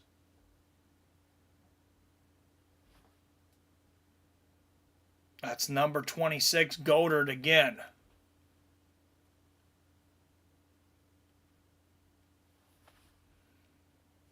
Rooting for Tyson just because of the age factor. Wyatt says, I think we all are. And Jake Paul's a punk. Don't forget that. And number 26, Goddard to the outside, gets pushed out of bounds. So it looks like it's going to be about 2nd and 10 for the Eagles. No gain there. 2nd and 9. He maybe got a yard. What would happen to Jake's career going forward if he were to get KO'd by Tyson? He'd probably make a lot of money because it would set up a rematch. That's my assumption.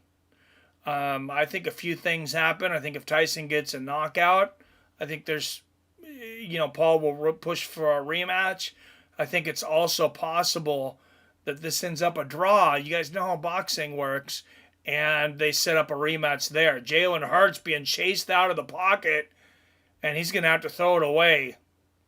Going to be 3rd and 9 coming up for the Eagles.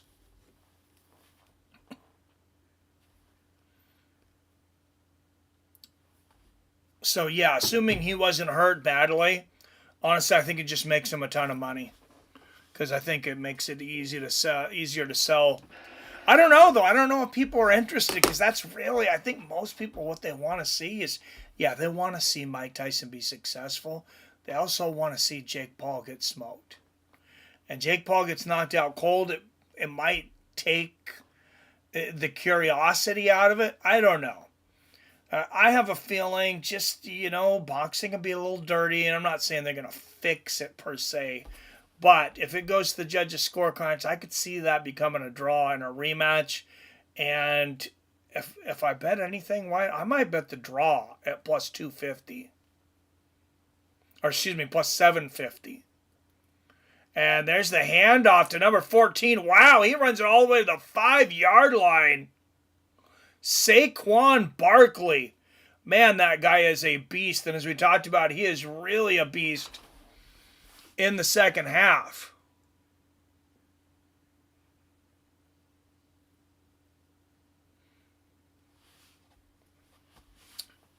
And Eagles have scored 2 of their 3 times into the red zone. Pick up a few more yards there. 2nd and goal from the 3. It's pro boxing match, not exhibition, right? Yes, New Britain Polly.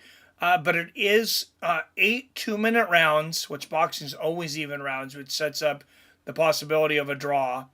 Knockouts are allowed. Everything's allowed like a regular boxing match. Jalen Hurts fakes the handoff. He's going to get chased out of bounds, and he throws it away. So 3rd and goal for the Eagles. But yes, 8 2-minute rounds, and they also have like big 16-ounce gloves, which is frustrating. But also, you got to do what you got to do to get a 58-year-old man sanctioned. I'm assuming that's probably the reason for those things. Paul, I think Jake, oh my God. Oh, that's hilarious. Pro match, 2-minute rounds, 14-ounce gloves. Okay, big gloves anyways. You can hit hard with big gloves. Those big gloves do not mean, especially for heavyweights, they don't mean as much as a lot of people think they do. There's actually some advantages to having those big gloves. And touchdown pass. Jalen Hurts to Wilson, number 89. Johnny Wilson. And the Cowboys go up 20-6, and now they are starting to do what everybody thought they were going to do, which is run away with this game.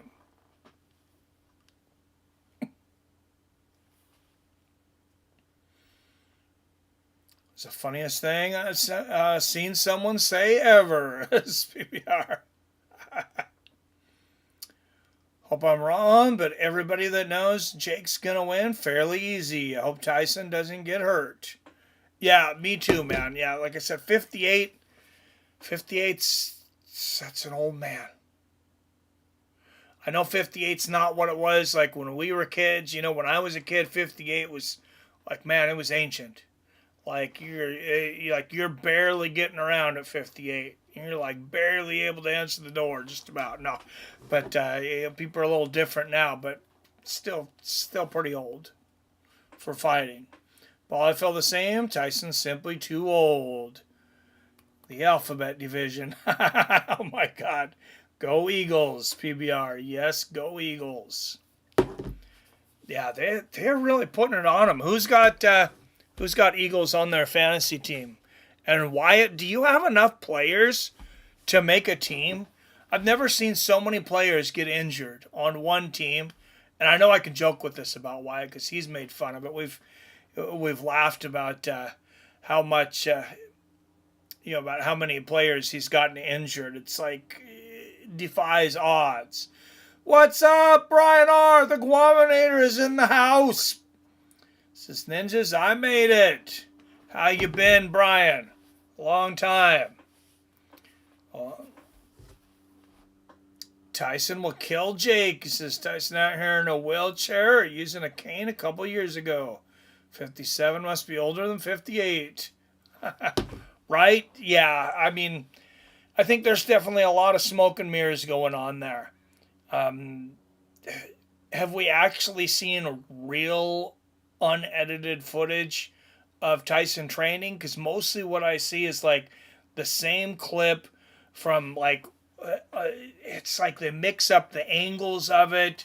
It seems like it might be sped up. Like, I mean, I don't know. I know for 58 years old, he's probably knocking out just about every 58-year-old on the planet. Maybe everybody over 50. But dude that's 28, please. I got Eagles on my fantasy. Which players? Their defense or what? Did everyone forgot a month ago what happened to 58-year-old Holyfield? Yeah, that was sad, man. Fights on Friday, Brian. So we had Tyson and Paul on Friday. We got John Jones and Stipe Miocic on Saturday. So huge fight weekend. And the co-main event on that card, which I think is likely to steal the show, Michael Chandler and Charles Oliveira. Still trying, Mike. I have a lot of new guys in my team, but I'm scheduled to win by 15. Nice. Sat Baker out of gut feeling. So happy with that. Brian says to win the game. All right, and Cowboys are going to take it out of the end zone to the 10, to the 20, 25. Gets back to the 30. That took quite the effort to get back to 30. He could have just put his knee down. Number 9, Griffin with a good run there. PBR, so I heard you saying the other day, Mike, how when you were young, people were so old. I agree. When I was a kid, all the adults were in their late 50s. Well, but like people that were like 40s and 50s, like they seemed ancient, though. That's like what I was talking about, too. And I think it's because everyone smoked cigarettes. I mean, the younger people, like Wyatt, it probably, you might already know this, Wyatt, probably, because you're a smart guy, but I bet it blow the minds of a lot of people your age to know that, like, 90% of people smoked all the freaking time. Like, they were smoking in the grocery stores, they were smoking in casinos, on airplanes, at work, in the office, like, everywhere. Everywhere people were smoking. I mean, I don't know how many adults when I was growing up that were literally 4 or more packs a day.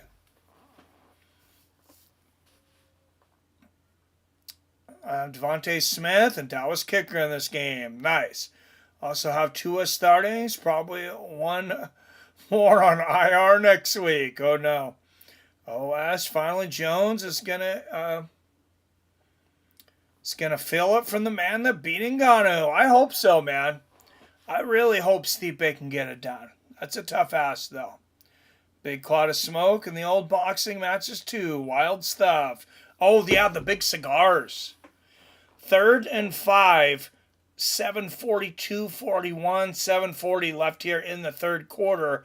Cowboys taking over on the 35-yard line, down by 15. So they'd need 2 touchdowns and one of those with a 2-point conversion. Big pass over the middle, broken up. Beautiful defense there from the Eagles. That would have put them in scoring position. But it's broken up. 4th and 5. Oh, it hits the back of Slay Jr., the cornerback there. Right place, right time. Tendered receiver was Lammy, but Cowboys will be forced to punt once again.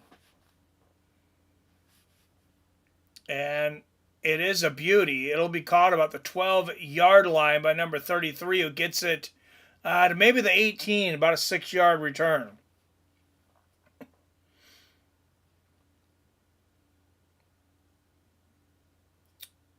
Last final. Oh, I used to smoke in high school, Brenner. I figured you still smoked, Brian. Well, you're about my age. You should have known better. No, I had friends that smoked in high school, though. Yeah, too. It definitely got pretty faux pas there for a while. There was not a lot of, when I was in high school, there was not a lot of kids that were smoking on like a regular basis, like they were a generation before.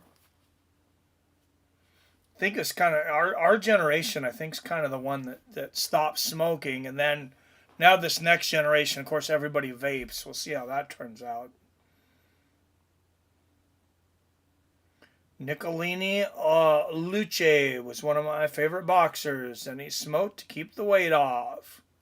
Yeah, there was a lot of guys that smoked back then. Remember Ricardo Mayorga? Every time I think of smoking, I know it was a show, but God, I loved Ricardo Mayorga. He would come out, take a shot of tequila, smoking a big old cigar on the, at the weigh-in. I think he's smoking a cigar on the way to the ring once.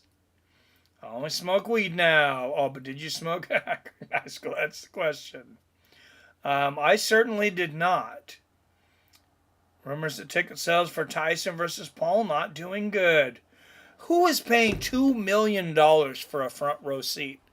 Did all you guys realize that? So they are selling special $2 million front row seats, and I guess it comes with some kind of meet and greet package, and you get to be on the stage at the weigh-ins and the press conference and yada, yada, yada, and whatever. But I'm sure some will be sold to like some rich people that are just trying to meet somebody and make a business connection. But like besides that, it's just so dumb. I'm curious. Can you still buy tickets? I'm going to look that up. I'm assuming Ticketmaster. Let's see how much tickets are. I would go. I would go. I'm sure I'm not willing to pay what they want, but tickets were a couple $100. Oh, I'd be happy to go there. I'm sure it's going to be a blast.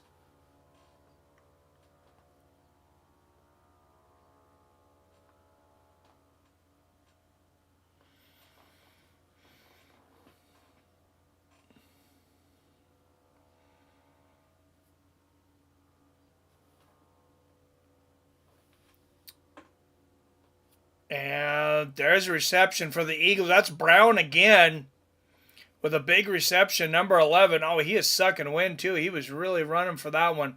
Let's watch this from the 18. He runs all the way up to the 30, the 40, 50-yard line. Big catch there. Saquon Barkley sold the fake well. And, yeah, I don't know why they're not double teaming this guy. He's been killing him today. But they were not. Oh, early bird general admission. You can get into this fight for $100.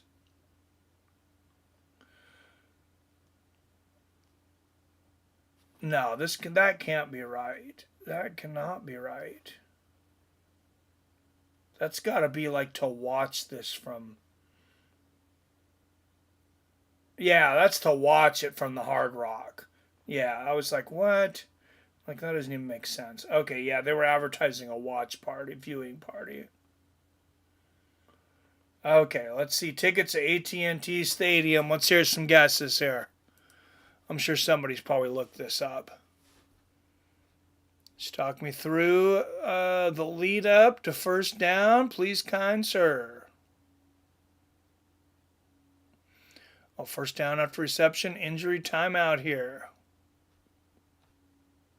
Oh, Mike, could you talk us through the clock? I'm about 2 minutes ahead of you and like to line up. Okay, yeah, will do, man. Oh, resale tickets going for $50 for the Tyson fight. 50, 57, 58. Oh, yeah, you are not joking. There's a ton of resale tickets for sale, and people are not buying them. Wow. I don't know what the original. I mean, these are nosebleeds that I'm getting to now. But wow, that's crazy. I'm on a commercial right now, Wyatt. But man, there are just tons.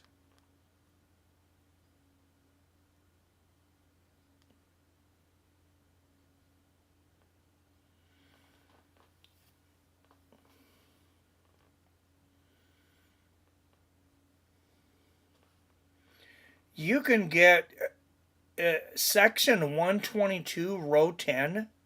This is on a resale. You can get in there for $240. Like, that's a pretty good seat. Yeah, I would say people are not excited about going to that fight. I think a lot of people watch it on Netflix. But yeah, they're not selling tickets. You were right. People bought them to resell them, and they might get stuck with them. Tyson, you got Jake, Mike. Let's get a 10 spot. Oh yeah, I'll put 10 on it. I'll put as much as you want. I'll put 1,000 if you want. I got Jake. I'll bet you Brian. Maybe Mike can help with the money being sent over the border. PBR says $1,000. Oh yeah, no, they were. I'm surprised they were much less than definitely than I assumed. Well, I thought it'd be way more expensive. Dude, you might be able to go. You should go, PBR, if you can. I mean, it's this Friday. You probably got to work or something now. And there is a handoff for about 8-9 yards. You were not joking about Philadelphia being a second-half team, Robert. They are eating it up. Dude, I thought they would be way more expensive, too. I can't believe they're that cheap. They must not be able to give those tickets away. That's crazy. Personally, like, it'll be a big spectacle. I would do it for Tyson and Paul. And I've been in some pretty big events. That is a huge stadium, like 100,000 people. I might get a little anxiety with that many people. That's a lot of people. All right, 2nd and 1. There's the handoff. Head of steam. Gets the first down and about 10 more. Jeez. Saquon Barkley just mowing fools over.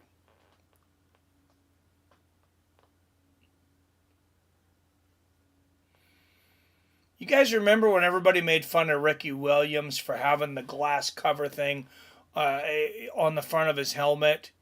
Now all these guys are wearing it. Saquon Barkley's wearing one right now for protection. He wore it for anxiety. Wow, Barkley tearing it up right now. Eagles on the Cowboys' 20-yard line, and he hits a little shuffle seam there and picks up about 3.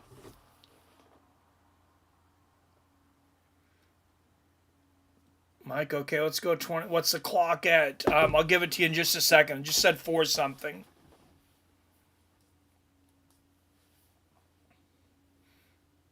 $199 total yards last week for Barkley.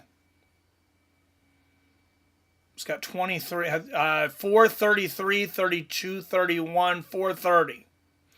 29, 28, 27, 26, 425. And there is the snap. They're going to hand it off to Barkley again. He picks up a head of steam, and I think he got all 8 yards. Another first down on 2nd and 8. This guy's amazing. Yeah, let's do 25. Tyson Paul isn't enough. They should have a stack out of this card. It's a pretty good card. I'll bring it up. I'll bring it up here after we see if the Eagles score here. I did bring it up yesterday, but yeah, I'm going to bring it up again. Because it's a good boxing card. I plan on covering the whole thing. It's only 7 ballots. And Barkley to the outside, and he's stopped.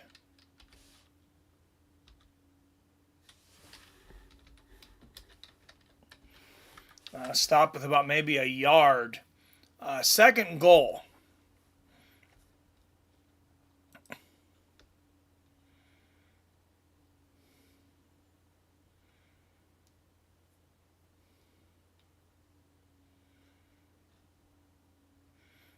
So the main card starts on Netflix 5 p.m. Pacific, 8 p.m. Eastern. There'll be 3 prelim fights before that. And there's the handoff to... Oh, they faked it to Barkley. Took it the other direction. Touchdown. Jalen Hurts takes it himself. Wow, he really sold the fake too. And that is a touchdown for Jalen Hurts and the Philadelphia Eagles. Wow, what a play. Let's watch this again. Oh, this is beautiful. Oh, he just sold that so well. It took him a minute, and then they realized Barkley didn't have the ball. By that time, Hurts was just about in the end zone. That was wild. Perfect. Lined up. Nice. All right, here comes the extra point. And, of course, it is good. 28-6 Cowboys. Thinking this is a Cowboys route. All right, let's bring up this... we'll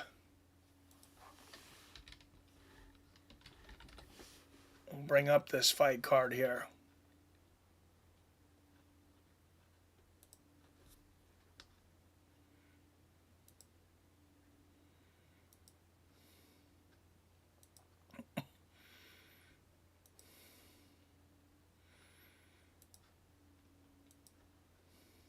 Curious what in the world's going on with this one. Nirajat Goyat. Why is he fighting this guy that's never had a shot? Goyat. Why is he fighting this guy that's never had a professional boxing match? Wenderson Nunez. I don't know what the story is on that, but that's on the 3 spot. Katie Taylor taking on Amanda Serrano on a rematch. By far, I think everybody pretty much agrees these are the 2 best women in, but well, you got what's her name too. Okay, 2 of the best 3. The one that just fought MMA, then she's back to boxing. Clarissa Shields, Clarissa Shields is the 3rd. But Katie Taylor and Amanda Serrano, two of the three best women's fighters in the world. And then, of course, Jake Paul, Mike Tyson.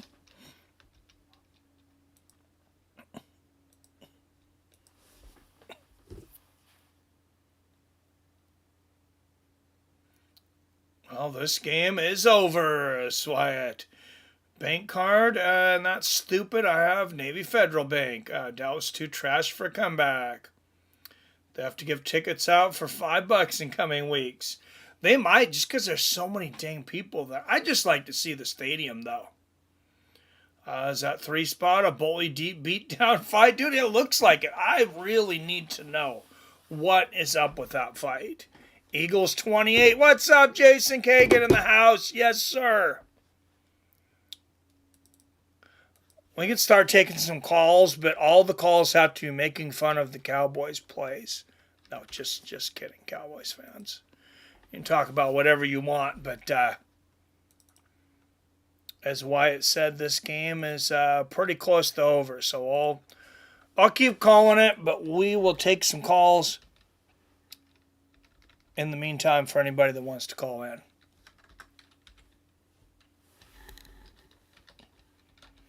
You know, Wyatt, you could just call in and we could just completely trash on this game. I'll go have a few drinks, maybe drop an edible.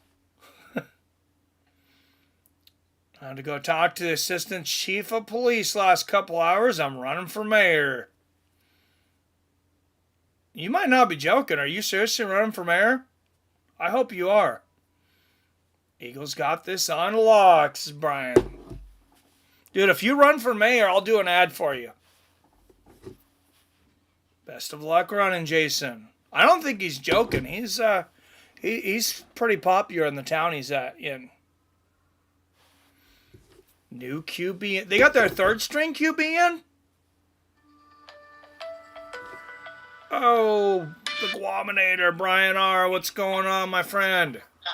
Hey, what's going on, Mike? Hey, a long time. What happened? I thought you fell into a black hole or something. Oh yeah, I don't know. I've changed my meds and I got some stronger weed and it's just a 1-2 combo, and I don't wake up till 2 o'clock in the afternoon. Oh man, yeah, I can hear it. You sound heavily sedated. Yeah. Yeah. Hopefully that's helping with the pain and everything. I'll stay heavily medicated. All my crimes are premeditated, but I don't tell, and I won't tell. And how many banks can be hit before I quit? Let's see. I think you and Roberts should put together a rap group. Just call it. I mean, those guys do that mumble rap, so you could just do drunken rap. I don't know. Yeah. Eagles got this on lock. I got them on my fantasy, but I bet $10 on the Commanders winning. What'd you do that for? I would have told you not to do that. Until Russell Wilson fucked it up in the last fucking... Well, he won me some money if it makes you feel any better. Okay, well, pass a little bit over this way. Let's do 25 on the... Hey, yep, 25. I'll bet as much as you want on that one. Well, yeah, we might have to go up. Let me check my finances. We might have to go up. We might have to go see Benjamin. Go all the way up to Benjamin. Because I already know something. Shit. My fucking parlay got messed up by the Commanders. Oh, you're gonna get me demonetized. Watch the F-bombs there, please. Okay. Fumble! Cowboys fumble the ball. They're able to. They fumbled again. They fumbled it 2 more times, and I think the Eagles have it. Oh, that is hilarious, dude. I think the Cowboys are drunker than you are, man. Yeah. And I'm high as a kite. I can tell. Oh, man. I got some higher concentration indica. And Yeah, you got something going on over there for sure. This stuff is so good it makes me cough from the first time I hit it, wasn't. It's the one hitter quitter right here. This is what I'm looking for. And because I got this good weed company that I buy from the flower. Oh yeah, we got some good weed here in buds. Washington. And it's the one hitter quitter. Everybody I ever made smoke this weed with me, they are choking out after the first hit. They're going. I believe it. I believe it. I can barely understand you. Yeah. I get the good shit. Hey, man, you know what? I call this Jesus weed because I bought an ounce of this one time, and I swear I smoked like 14 grams in the first day because I sold my friend a 20 sack that I gave him double up. So I gave him 7 grams for 20. Now that's too much. And then I went and smoked the 7-gram blunt with the neighbor next door in the motel. When I was at the motel, I just got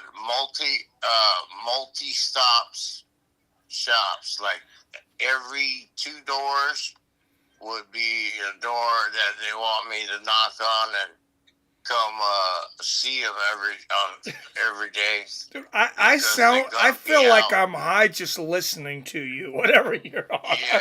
I feel like I'm in an alternate universe right now. So I smoked 14 grams of a 28-gram ounce that one day. And I swear when I went to sleep and woke up the next day, I had all that weed back. Because I went and smoked some more weed with the neighbor next door, and smoked some more with the other neighbor next door, and then went to sleep. And I said, all the weed grew back in my sleep. I was smoking on that ounce of weed, the 1 ounce I bought for $90.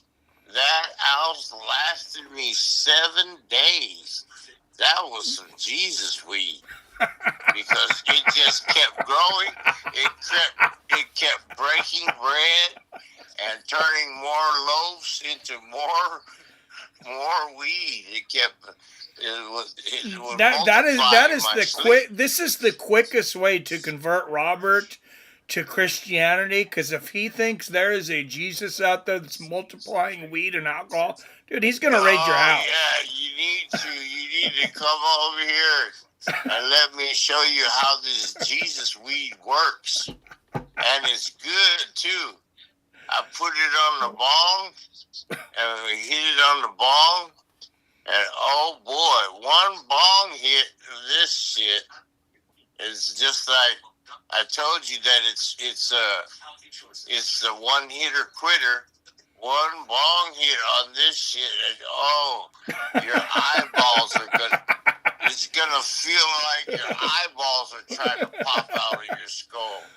It puts pressure on the back of your eye, and it makes it feel like it's gonna pop out. That sounds violent. That doesn't sound pleasurable.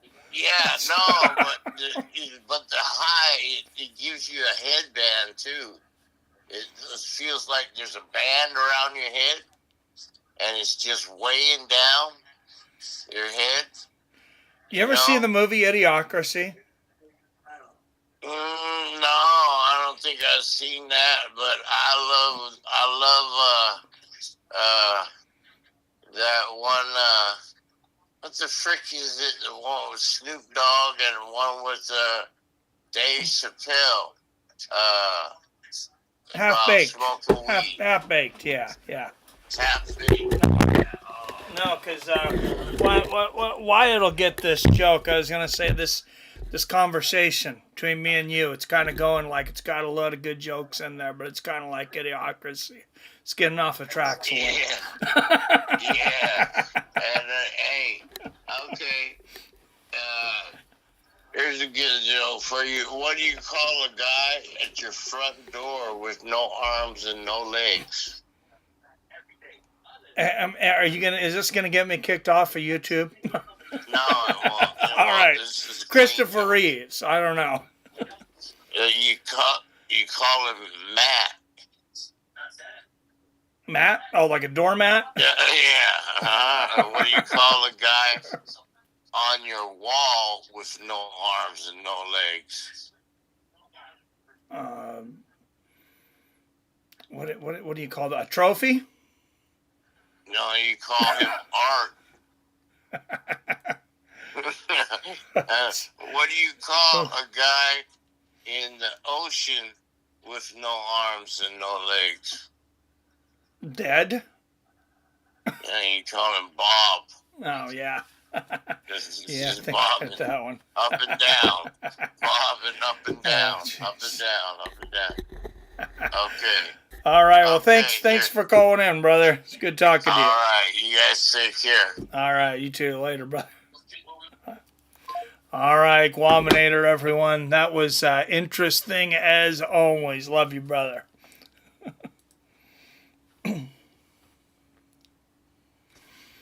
No, I'm serious. I just don't want to be weird. I want it to be weird with the actual chief. Now, that's awesome. No, I figured you were serious. The only reason I said it is because I thought some people thought you might be joking. And I thought I was spooked. That's right. I miss Chris Pratt. I think I just seen Chris Pratt, Wyatt. I think he walked across my office while Guaminator was talking there. Dude, that I don't think that's weed over there. That's somebody did something to your weed. It's not weed anymore. I don't know. I think you got drugged there, Guam. Oh, man. The Eagles scored again, by the way, after that strange fumble there. Me, Guaminator, and Phil should create a band. Love you too, bros. Oh, man.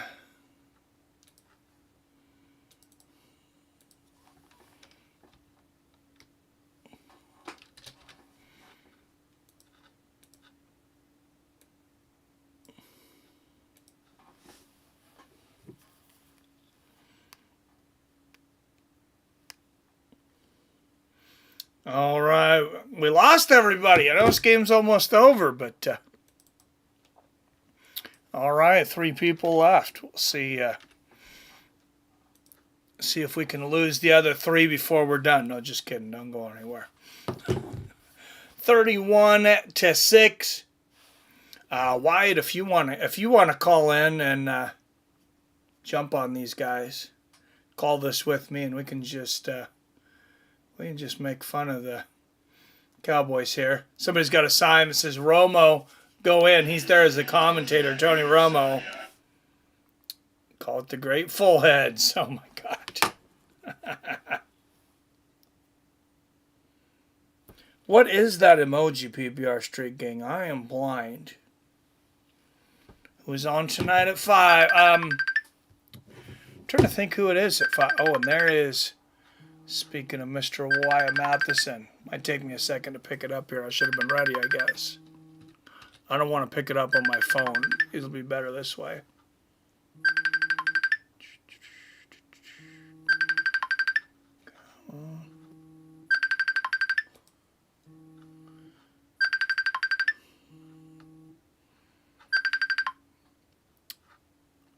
All right, there we go. How's it going, Wyatt? Let's see if I can. Super quiet or super loud, right? That's how this always goes. Hell yeah.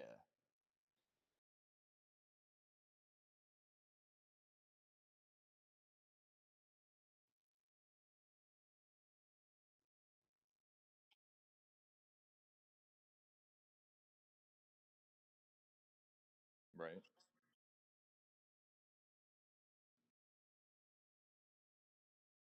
I think if Stipe wins, you should blow up your computer with fireworks.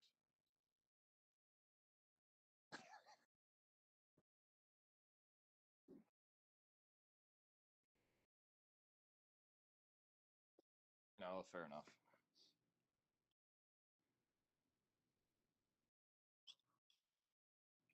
Do you figure out the volume, or am I still like destroying people's eardrums?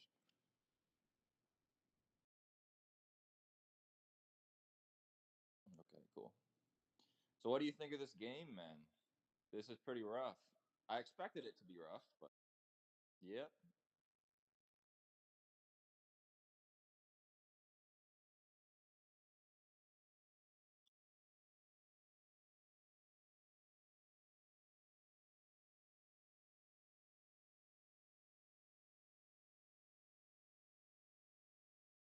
Yeah, they keep going back and forth now, so nobody can get in a rhythm, which is genius. This whole thing is just ridiculous with Dallas. I mean, I've never been a Dallas fan, but like, what the fuck are they doing? And I'll stop swearing. Apologies.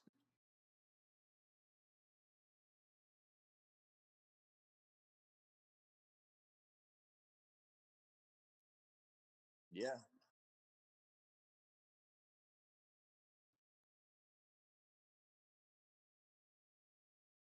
Oh, you're ahead of me now. Hold on.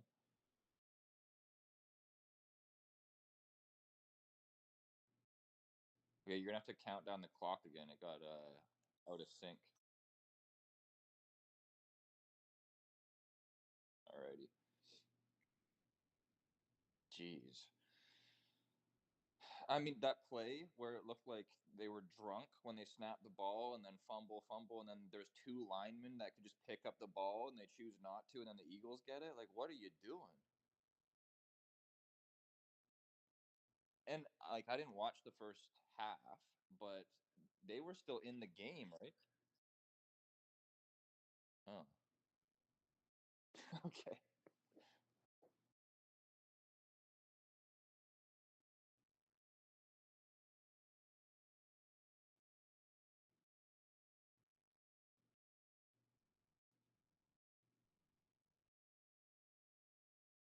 It's your best friend.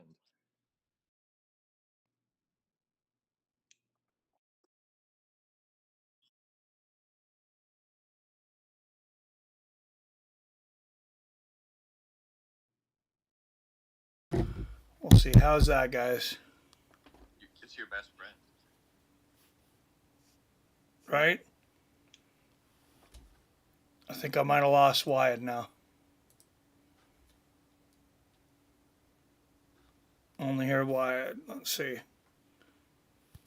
Do I have sound for anybody now? Now we got 10 people in here and we got sound for nobody.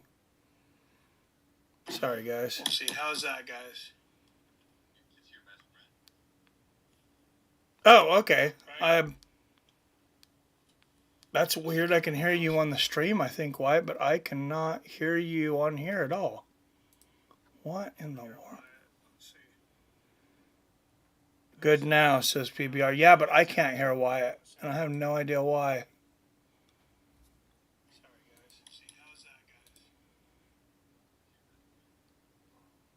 That is weird.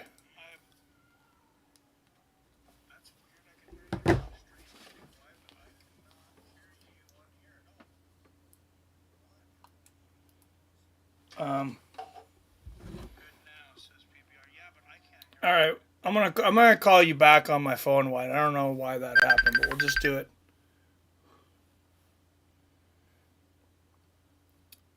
Can you hear me now? Yep, I can hear you. I'm just gonna do you by phone into the mic here now because apparently that was too much for my piece of crap computer to handle. What is going on over there, dude? Dude, it is. I didn't realize. Apparently, it's. My guess is this thing's been slowly degrading, and I have not updated in years, and just keep streaming on a piece of crap because I know nothing about tech. But. Right.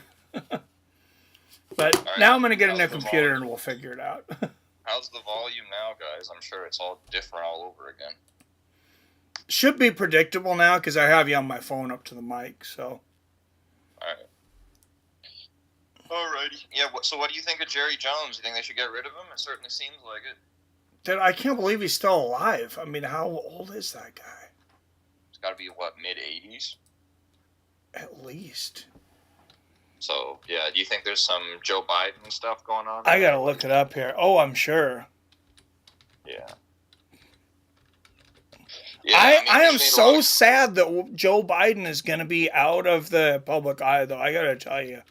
Dude, I mean, that's just like a bully mentality, bro. it was To get mean. the hell Yeah, out of it's the public mean, eye but ASAP. dude, it was way better than Saturday Night Live's been in 30 years. I'm Yeah, sorry. it's pretty crazy. It was Did just you like, see- are you kidding me? Like, I cannot believe that this guy's a real person and they were putting him out. Yeah, it is mean, I guess. But I mean, man, it was hilarious. Did you see when he was introducing I don't know if it's president or prime minister of Ukraine, and he introduced him as President Putin? Yes, I did. I was starting to think that my conspiratorial mind was like, hey, maybe this guy is like a Russian asset and he's just trying to look like as big a buffoon as possible. That's like Guam mentality right there. or Trump paid him off. Trump's like, hey, you don't really want to do this for another year, but you know what? I'll pardon your son and I'll get you a bunch of ice cream. Get you a bunch of ice cream and I'll let you sniff. Let's you sniff some lady's hair on my island. God. You talk about your conversation with Guam going south. Like, listen to yourself right now. Oh, now of course my nephew just walks in. Hey Evan, how's it going? Be live on YouTube at 5:15 on Thursdays, Eagles versus Commanders. Hey, sweet Evan. I will not stream that day then. I'll tune in to you. What's up, Pot Cobra? This is freaking wild, dude, this game. Oh, yeah, this is like... Back in the day, they would have just like taken it. They would have just told the Eagles, I think, just like take a knee, like we're not doing this anymore. But Well, they have all their backups in on both teams now for the entire fourth quarter. oh, I didn't realize that everybody The put whole on their fourth back. quarter's been like this. Like, I've seen this happen in games when it's a blowout. Yeah, The whole fourth quarter is pretty crazy. 34-6. Yeah. Oh, I didn't even change the quarter. Oops. Is McCaffrey back now? Yeah, it's his first week back. But has he played or no? He's playing today. And has he already played? I think he did. I haven't so, yeah, seen. I haven't they seen can't stats play, yet. right? Yeah. Okay. Yeah. I wonder how that went. Did you see? 107 yards total yards and return to lineup. Just came up on the screen. Okay. Damn. Yeah, that's pretty good. For not playing for so long, it's really good. Yeah. Yeah. What were you saying? Did I see what? Did you hear about? Well, I know there's been all kinds of stuff that Jerry Jones has done, but the one that makes me laugh is he traded a 4th-round pick for a guy named Jonathan Mingo, who I've never even heard of, who's some wide receiver from somewhere. Yeah. Meanwhile, the Chiefs traded a 5th-round pick, so a round worse, for DeAndre Hopkins. Oh, I seen that. Yeah. That's So, wild. I mean, Like the Chiefs always needed get any more screwed. weapons. Well, I mean, all of them are injured. I know all about that. They all Yeah, died. they do have a lot of injuries. Yeah. But you know who's not injured for the Chiefs? Who's that? The referees. True. Very true.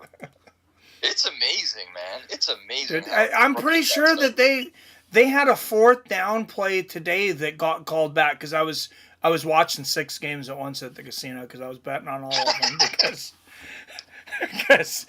hey, I won 5 out of 6 today though. Okay, nice. But anyway, still only made $65. But $65. But no, it was like 4th and goal or something like that, and I'm pretty sure the refs gave the my Chiefs God. a penalty You see and what just saved the happened? drive. You see what just happened on the television? I seen Mahomes pop up for a minute. I didn't see what it said. Oh, am I fucking ahead of you now? Sorry, man.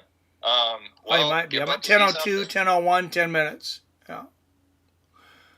Okay. Oh, another interception. Oh, my goodness.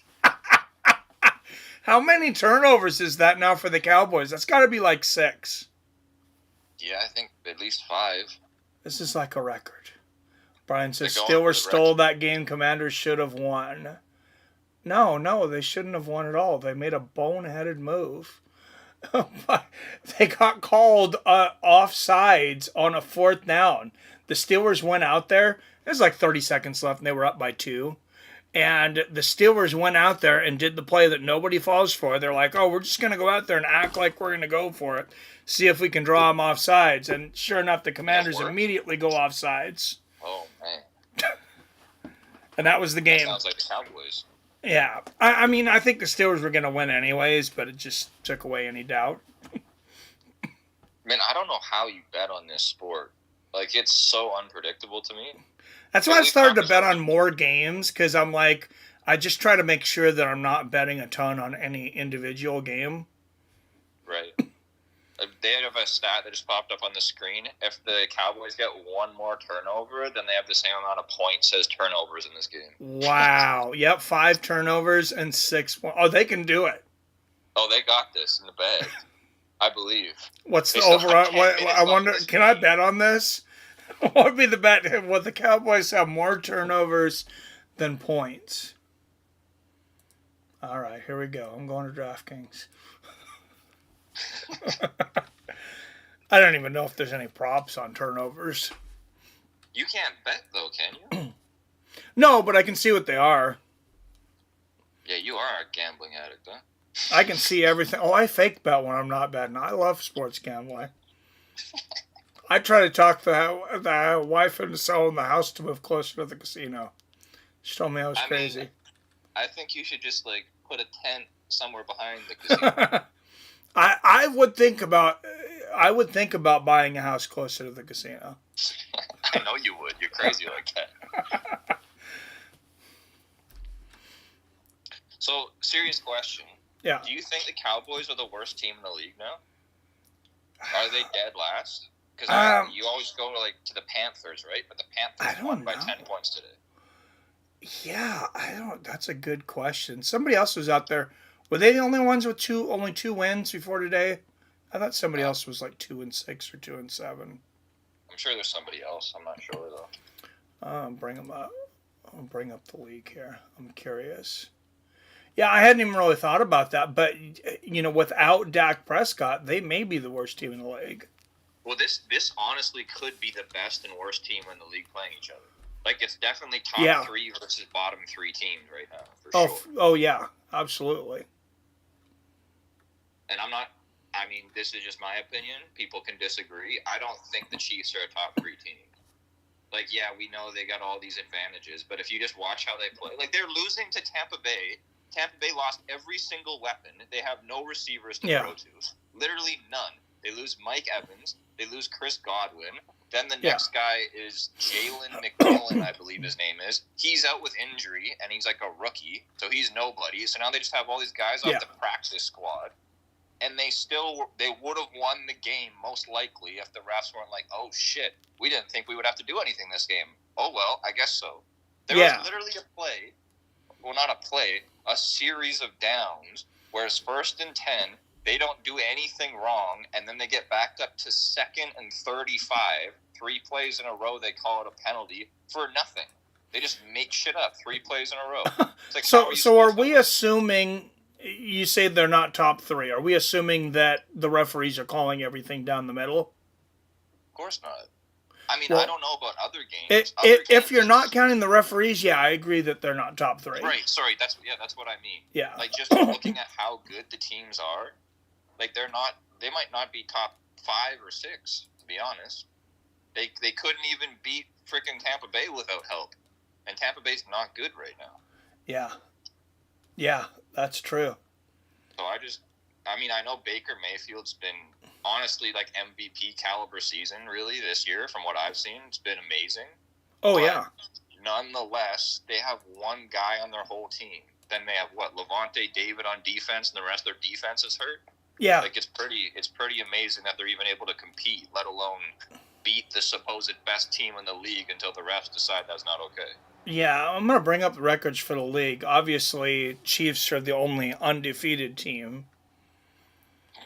Not really, but all right. Well, technically on here, Buffalo's right up there too, 8-2. Buffalo's really good. Yeah, I've seen Buffalo play a few times. I just haven't been that impressed. But Yeah, like, I haven't seen Pittsburgh the is whole better game, than but everybody thinks they are. They have a great defense, and now Russell's been playing great. They've won 4 in a row. they got that new receiver as well, Mike Williams. I think he's from the Jets. Yeah, he already which had a should big. help. He already had a big reception, like right at the beginning of the game. Yeah, so I mean, I think in the coming weeks he'll mold better. So I think they'll be good. Yeah, they're leading their division. Well, I mean, they're half a game ahead of the Ravens because they already had their bye and the Ravens haven't. Ravens are of course another one that should be up there. Yeah, definitely. I felt bad for the Bengals moving to 4-6. They lost that game by a point. Do they have like 800 points this year or something? Dude, like, how they many had points have they scored? It's insane. on fantasy. Oh, I think. No, not fantasy. Oh. Like in games, they average like over 30 points a game, Oh yeah, they score a ton. They just have absolutely no defense. which is really sad. That might Like, be your Jamar worst Chase- team, though. Unfortunately, you know what the worst team is? I think Las Vegas Raiders. That's just coaching, though. But yeah, you're right. 'Cause they're actually 83, not that 83 bad. point differential on scoring. That one's frustrating to me because Yeah. you got Gardner Minshew, who seems to me to be the clear best quarterback on the team, and they're Yeah. just like, "Nah, we're just going to go back and forth, and you guys compete for the position." It's like then nobody's ever going to get any good because they don't get first team reps enough. Yeah. I don't know. That team is a mess, and I think they just fired their coach, didn't they? I heard something like Yeah, I believe they did. they had their coach was really mad at some guy, so the coach like screwed this guy and threw him on IR, and he wasn't even injured, and that's when they fired him. That was a few days ago. Yeah. Oh wow. So it's Yeah, like, you go in timeout. You've been naughty. Go away. Yeah, I remember they They're like, threw "Get out somebody of on IR that wasn't injured. That wasn't the kicker we were talking about, though. That was somebody else, right? No, it's probably somebody on my team based on that history. Probably. Man, NFC North too. Lions and Vikings both have 7 wins. It's gonna be an interesting both season. Those teams are great. It's gonna be a really interesting season. And of course, my Hawks have managed to find the bottom of the division at 4-5 after they were losing. like fraud check to the max. They beat a bunch of really crappy teams. Yeah. And then now they've been exposed very badly. Yeah, they're just. Yeah, it's frustrating with them too because I'm like. I'm surprised DK Metcalf is not more frustrated than he is. I'm sure there's some frustration, like, in the back because it's like he's got Tyler Lockett with him. He's got Jackson Smith and Jigba. It's like this receiver core should be, Super Bowl contending receiver core, and they have other good parts too. The defense gives up huge plays, but you also have Kenneth Walker III. He's at least top 10 running backs in the league. Oh, for sure. Yeah, I agree. And their backup's amazing too. Charbonnet should start for almost every team. Yeah. Well, I think he's their fullback actually. I could be wrong about Seriously? that. I could be wrong about that. Maybe He's definitely a big guy. Yeah, because he seems like he's in there a lot. I'm not sure completely, but he seems like he gets a lot of reps for a backup. But I forget NFL teams use more than one back now.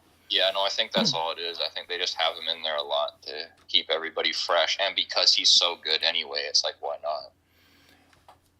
Yeah, for sure. Brian says, I'm 5 minutes away from Muckleshoot Casino. No wonder you're broke. Don't drive right now, Brian. Says Detroit is cracking with Goff going off and throwing for 100% completion. Wow. Brian, you don't have a license, right? Guaminator, tell me you don't have a driver's license.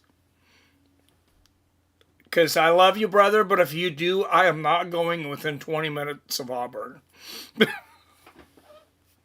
other thing with Seattle, like you're talking about their receiving core, and yeah, like they have an issue. I honestly think their quarterback's not great. That's just my opinion, but he's done all right. He is so strange. It's like he's so inconsistent.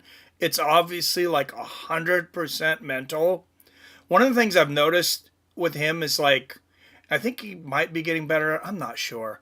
But you notice how some guys, like, they make a mistake and they just like, okay, I made a mistake. I can just go back out there. Like Geno Smith, like, he is like really beating himself up on the sideline. Like I think he broke a tablet the other week. I've seen him throw helmets.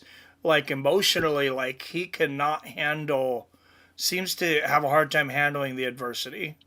I hope he doesn't have a girlfriend with that fucking mentality. Oh, jeez. Yeah. Well, it sounds pretty rough based off what you're describing. Sounds like he lacks some control. Yeah. I don't know. Hey, just because you break things. He'd be a good guy to have a boyfriend. You know what I'm saying? Yeah. Yeah, just because you have a little bit of a temper doesn't mean you beat your girlfriend or wife, though. I mean, he's throwing stuff. Maybe that's anyway. We'll move on. I'm saying this as a guy with a temper issue that's broken in the past a few things in my house. Not anymore, but when I was younger, and I would never touch my wife. Yeah, no fair. I'm just joking. So what I wanted to bring up though, so like they have in Jigba, they have Lockett, they have I hope DK comes back soon, but either way, they have good receivers, right? Yeah. That still is nothing compared to Chicago. Have you watched a Chicago game this year or part of one? I watched this. I watched a tiny bit of it today. I made a stupid bet today. I bet on Chicago because they were a huge favorite. Like they were a pretty big favorite. And then they went down and I'm like, oh, I can get them at good plus money. So I bet on them some more.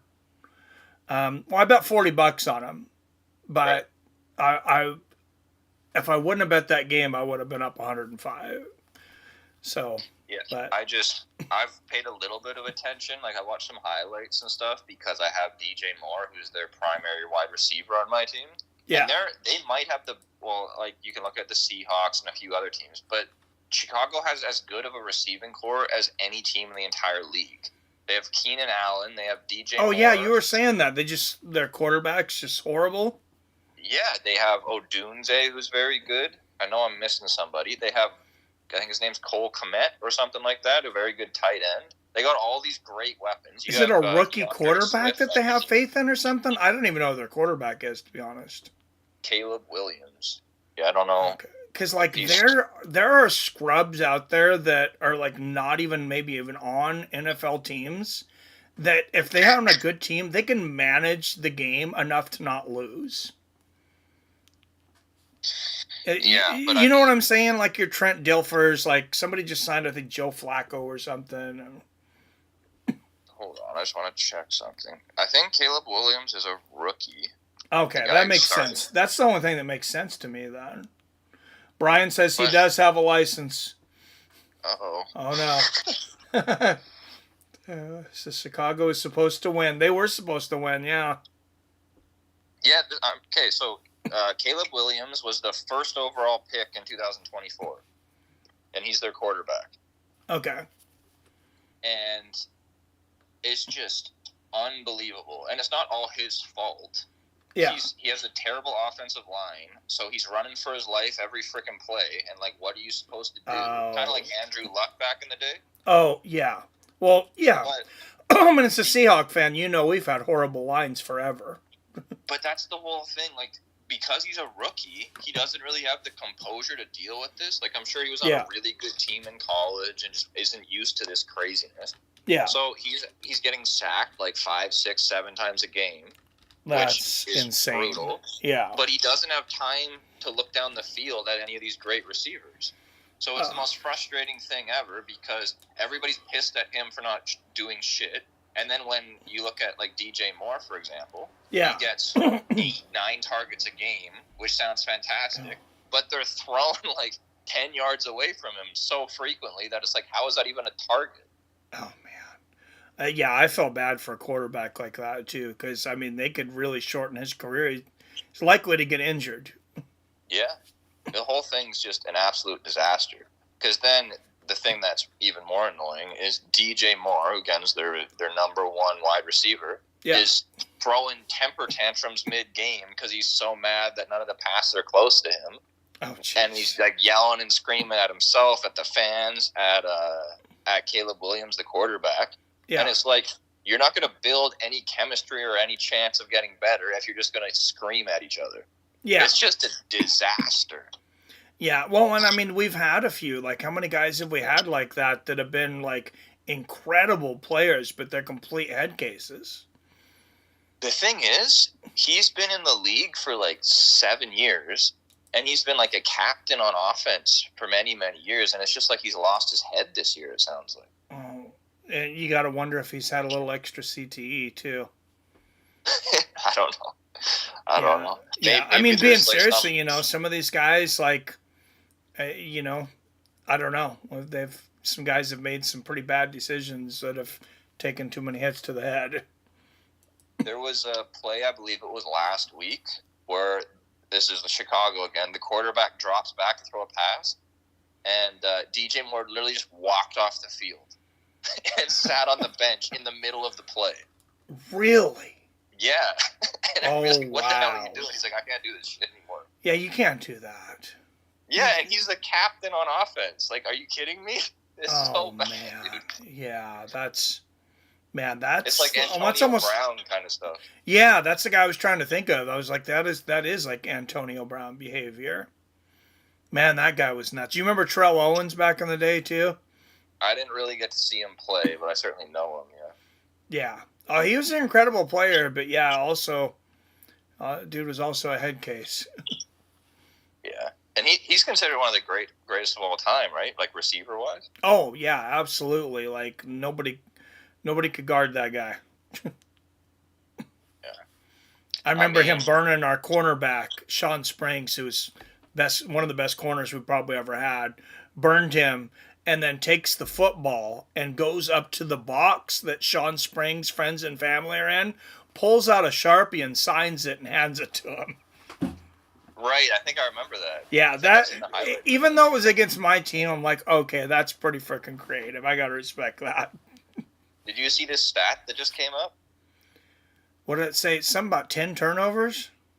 So the Dallas Cowboys in their last 2 home games have 10 turnovers and 0 touchdowns. Wow. Okay, I think they are probably the worst team in the league right now then. 10 turnovers in 2 games. Wow. That's wild. But 0 touchdowns? How are you supposed to win anything like that? I don't know. I'll tell you what I'm doing next week. I'm betting against the Dallas Cowboys. I wonder who they're playing. Does it matter? Yeah. Probably not. I am curious. I'm going to look it up, though. The other thing with them, though, is it's not like they're, like, totally dismantled by injuries. They just suck. Well, yeah. Well, when they lost Dak, like, that was a pretty big part of that team. But don't you think Dak is incredibly overrated? He doesn't do anything, man. I mean, he's... The one thing that he used to do, which he doesn't do at all anymore, maybe it was because he's a little bit injured, is he doesn't run at all anymore. And he used to be pretty mobile. And I think we see one Dak in the regular season and a totally different one in the playoffs. Which one's better? The regular season. He sucked this regular season. I think he chokes in the playoffs. Well, he got injured though, right? Yeah. No, but since week 1, he sucked. Oh. Yeah, right? I'm looking up who they're playing next week right now. Because, yeah, I might have to take a trip to the casino, believe it or not. Oh, my God. Texans. They're playing the Texans. Oh, my goodness. It's the night game, 5:15 next week, the 18th. Is that Monday night? That's next Monday night game. Well, ESPN lost on that Monday night game. Yeah, that's pretty bad. They paid whatever they paid for that one. That's too much. Holy. How good or bad are the Texans? I thought Texans had a decent record. Yeah, I think they might have 6 wins or something like that. I know Stephon Diggs is out for the season though. Yeah. I don't know how bad they are injury wise. They're playing tonight. They're playing night games back to back. They're 6-3. They're playing the Lions at 5:20. Yeah, that's the Sunday night game. I think they played a night game last week. And they're playing one again next week. That is very strange. Didn't they play the Jets in the night game last week? I think so. I think that sounds familiar. That's crazy. Damn. I wonder why they're playing so many night games. Well, especially the Texans. Like, the Texans aren't an overly popular team. Yeah, is maybe it's global warming. It's so hot there they're not able to play during the day. I mean, I can you think of a good reason why they're playing on all the night games? I mean, I don't think they're that good. I mean, I like your reasoning. I'll go with that. That sounds amazing. Could you imagine on the reader it's going by? Say, due to global warming, Houston will only be playing night games. Yeah, at this point in life, yeah, I can't imagine exactly that happening. For sure. Why not? But do you not think that, like, Dak's overrated at all? I mean, I don't think he's like top 3 quarterback in the league or even top 5. I mean, are people saying he's top 5 still? Well, he's by far the highest paid in the whole league. That is, by pay, he's completely overrated, yeah. Well, that matters, man. Jerry Jones, like, get yourself together, man. There's a thing called the salary cap. They also have the highest paid receiver in the entire league. Okay, so here's the question for everybody. Would Joe Biden have made that decision? When did it just start comparing Jerry Jones's decision to Joe Biden's? No. I mean, Joe Biden would have said, can we trade him for an ice cream sandwich? So, like... Well, that's true. I just miss watching and waiting to see whose hair he was going to sniff first. Like, that was so entertaining here in the States. I gotta say, that is a very weird thing to say, Mike. I can't wait to see it. It was just...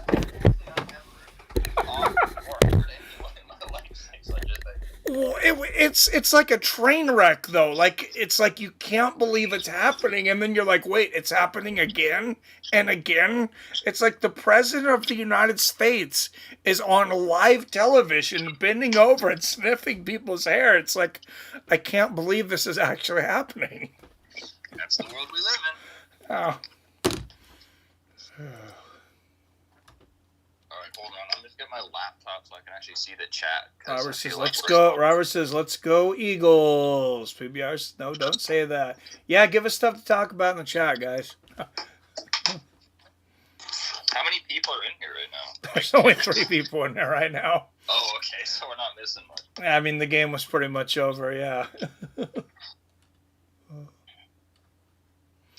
But it goes up and it goes down. I could change the title to, like, something and more people might come in. Yeah, sure. What do you want to talk about? I see what everybody else want to talk about, but everybody else, there's nobody here. Well, that's true, but maybe that that UFC card. I'm curious. Chandler and Oliveira, is that like? Are you pretty much like Oliveira is going to dominate that? If I'm picking a side, I'm picking Oliveira, but I also, it's not that he's not good, and speaking of Charles, it's not that he's not good. He's incredibly talented, he's incredibly skilled, he has heart now, which is a big deal. Yeah. But he's fragile, and I don't think that's talked about enough. I mean, the dude gets cracked every fight. I understand he falls to his butt on purpose sometimes. Yeah. But he gets hurt pretty much every single fight. And Chandler can crack. I mean, yeah, for sure. Like, their first fight, Chandler almost won. It was very close. Yeah. So, I mean, I don't know. I think the weirdest thing about the whole circumstance is, how does Chandler deserve to fight Oliveira at this point? Like, yeah, I that's guess true. Just because he's been a company man, which I hate that crap. Yeah. So, because of that, they're giving it to him. But yeah. Robert says, let's go through this next UFC card. Hey, your wish is our command.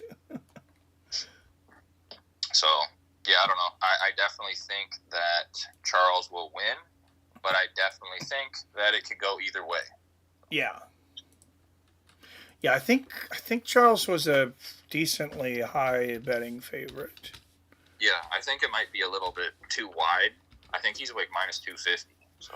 Yeah, I think I'll stay away from that one because honestly, I definitely lean towards Charles winning that, but don't you agree? Like, if he gets hurt, it might just be over, and he will get hurt. Yeah, it could be because Chandler can really crack. Yeah, I mean Chandler's getting old too. But Yeah. Chandler's a bit of a juicy juice boy, so I think he'll be all right. Well, yeah, and he doesn't really seem to be slowing down with age. What do you mean? We haven't seen him in like 3 years. When was his last fight? 2012? Oh, yeah, because he was waiting for Connor for 7 years. Yeah, that's what I'm saying. He's probably had 3 grandkids since he last fought.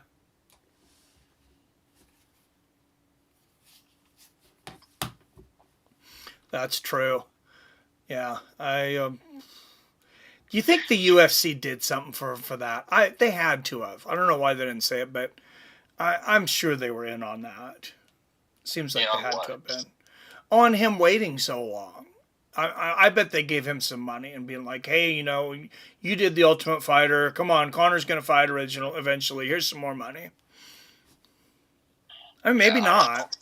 I would say not, because I think when you fight Connor, there was a ton of publicity, especially when he returns after a long hiatus. Chandler is a guy who's incredibly good at promoting himself. Oh, 2 years. Remember he was at like WWE or something? Like he's just going all over like at hockey games, and they're giving. Oh yeah, he's totally like a WWE style guy, as far as his promoting. Yeah, but so they were giving him opportunities at big sporting events to promote the fight and calling Connor out when it was supposed to already be booked. Yeah. So I think he was just believing in himself that I'm gonna make myself a superstar. Simply through fighting him and my ability to speak. And then it never happened, which is just terrible. Yeah. Oh, we'll get back to it, but after we look at this record of this fight, I got to mention to you why I think Conor retired. Why he said he's retiring now. I'm looking at Chandler, though. Yeah, November 12th, 2022, so 2 years. Yeah. And he'd been fighting consistently. Over 2 years ago. Well, he fought 3 times in 2021, and then he fought twice in 2022, and then, just hanging out waiting for numbnuts.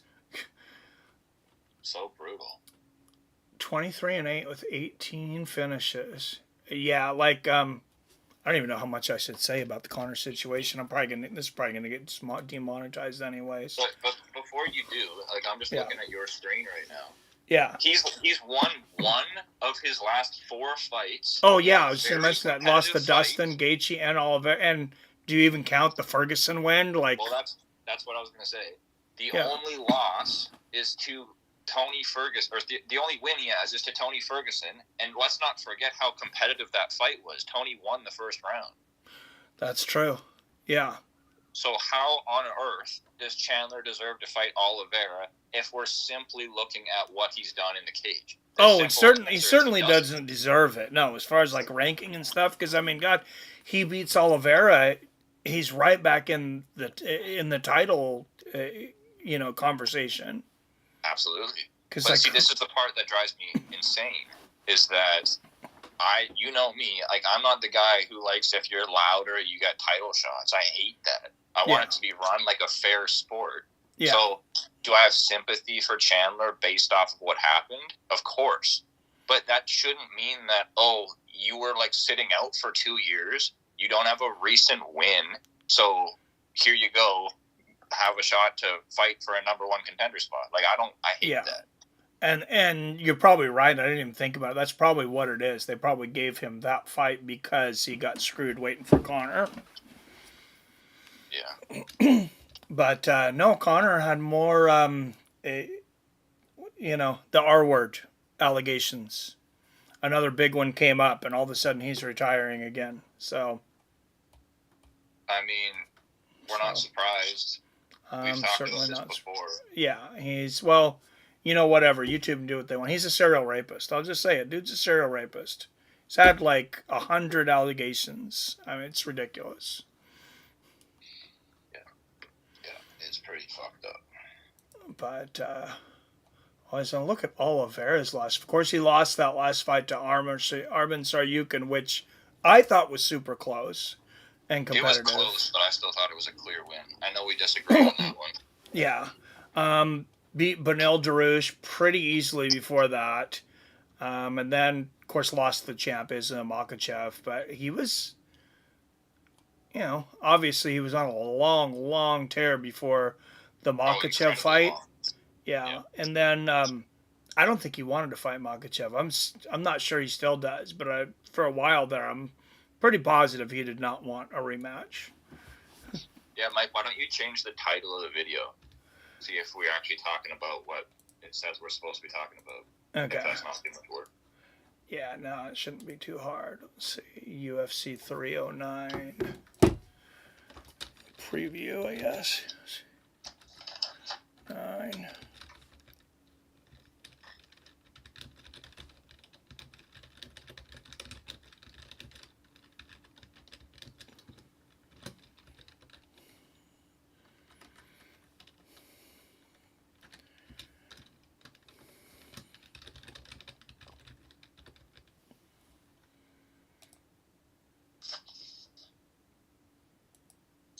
All right, there we go. PBR says, I agree. He doesn't deserve it. Yeah, it's a really weird situation, though. So, I mean, I kind of get it, but I don't like it at the same time. Okay, PBR says, what's Stipe's path to victory? He's your favorite guy, so I'll let you start on that. Box. Try to avoid the takedowns, obviously. I mean, at one time, he had pretty good wrestling. Pretty good takedown defense. I don't know what that looks like at 41 and a guy that's not been active for a long time, but I'm pretty much giving him a puncher's chance. Yeah, no, just stylistically, it's a pretty bad matchup in my opinion. Yeah. Because you talk about, like, striking style. Stipe is going to have a really hard time because I'm sure you've heard this stat before. Stipe has shorter legs than Sean O'Malley and Cheeto Vera. Yeah. That's going to be crazy, a problem. But that's just, he's built like that, right? Yeah, those leg kicks are going to be a problem. Well, not just that. Jones is very good at utilizing distance kicks, right? Pushing guys away, kicking from range, and Jones has really long legs for his height. Yeah. So Stipe is going to have a hard time getting in my opinion, to box. And once he's in boxing range, I think Jones, because of his crazy long arms, is going to be able to grab him. Yeah. So I don't know, man. I think it's a very challenging fight for Stipe. We don't know what Stipe is going to look like because he's whatever it is, 42 or around that age. Yeah. I think he's still 41, but he might. Oh, I guess I can click on him right on the page. Yeah. Okay. Well, if he's 41, he's 42. Okay, 42. You're right. He's been out for a long time, which can be helpful, right? When you're all banged up and you're out for a while, that can be advantageous. That's but it's a long hard when time, you're that though. old. Yeah, I was wondering when his last fight was March of 2021. She's talking about almost 4 years, 3.5 years since he was knocked out by Ngannou. Yeah, and I was going to say that was a horrific performance. I rate Ngannou incredibly highly. Yeah. But even still, like he didn't look like he belonged in there with him. He hasn't fought anyone that wasn't Francis Ngannou or Daniel Cormier since 2017. That's kind of crazy. His last 5 fights were against those two guys. I mean, those are incredible fighters, though. Oh, yeah. And the money fights, I'm sure. I mean, and their championship fights, I believe they were all heavyweight championship fights. So, don't you think that would be really hard to go back and forth between guys with such different bodies and such different fighting styles? Oh, I'm sure. Yeah, I wonder if Cormier and Stipe were kind of happy to fight each other, back to back to back. At least they kind of knew what they were getting into. Yeah. Yeah. So, how about this? What would you line the fight, Mr. Gambling Addict? Between Stipe and Jones? Yeah. Oh, I gotta make Jones a minus 850 probably. 850? Holy crap! Yeah. Okay. Yeah, I think so. I thought I was going pretty wild. I was going to say minus like 485. I thought isn't it worse than that now? I think it is worse than that, but I think it's getting pretty out of hand. But according to Mr. Michelangelo over here, it's tame, and Mike's going to go bet it right now. Yeah, I mean, it's hard to say because we also don't know what to expect from John Jones. He's minus 700 now. Okay. Okay. That's the one thing that I'd say. You know, if Stipe has a chance, it's not because of who Stipe is; it's because of who Jones is now.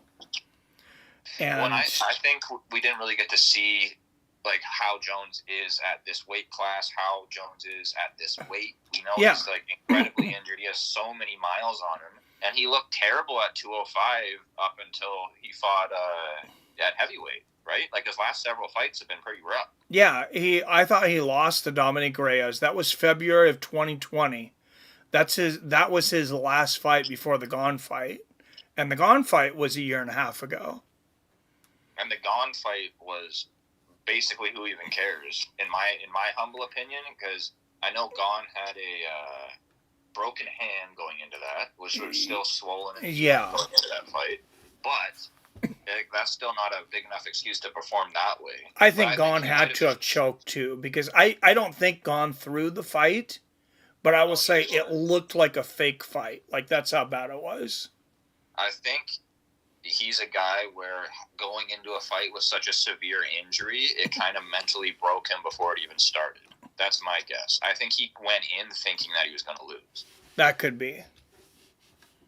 But so point being, we still don't really know what Jones is going to look like here. Yeah. That's my opinion, because we got to see that, whatever you want to call it, disaster of a fight. And before that, how long has it been since he's fought? Was this fight prior to that Dominic Reyes where he looked horrible? Yeah. When was that? That was a long time ago. March of 2020. Okay, so we're talking close to... Over 4 years ago. Years? Yeah. Close to it. Yeah. He's had one fight, 2 minutes close of fighting. 5 years ago. Yeah, so he's had like basically 2 minutes of fighting in over 4 years. We have no idea. And he is getting old. Yeah. Like, dude, he was 32. I just realized he was 32 and wasted basically his prime from 32 to 36. That's wild. I mean, I disagree because I don't think that was his prime. Well, for him, you're right, because he was good so young. Yeah. Well, you also got to keep in mind, and you know this, fight miles matter. And we got to see the toll that took on him, whether it was mentally and he'd won so many times in a row, or his body was breaking down, or whatever the case. We got to see against Thiago Santos. We got to see against Reyes that he's not the same guy anymore. Like, I'm sure he needed that time off. Oh, yeah, it definitely seems like. King James is in there. What's up, King James?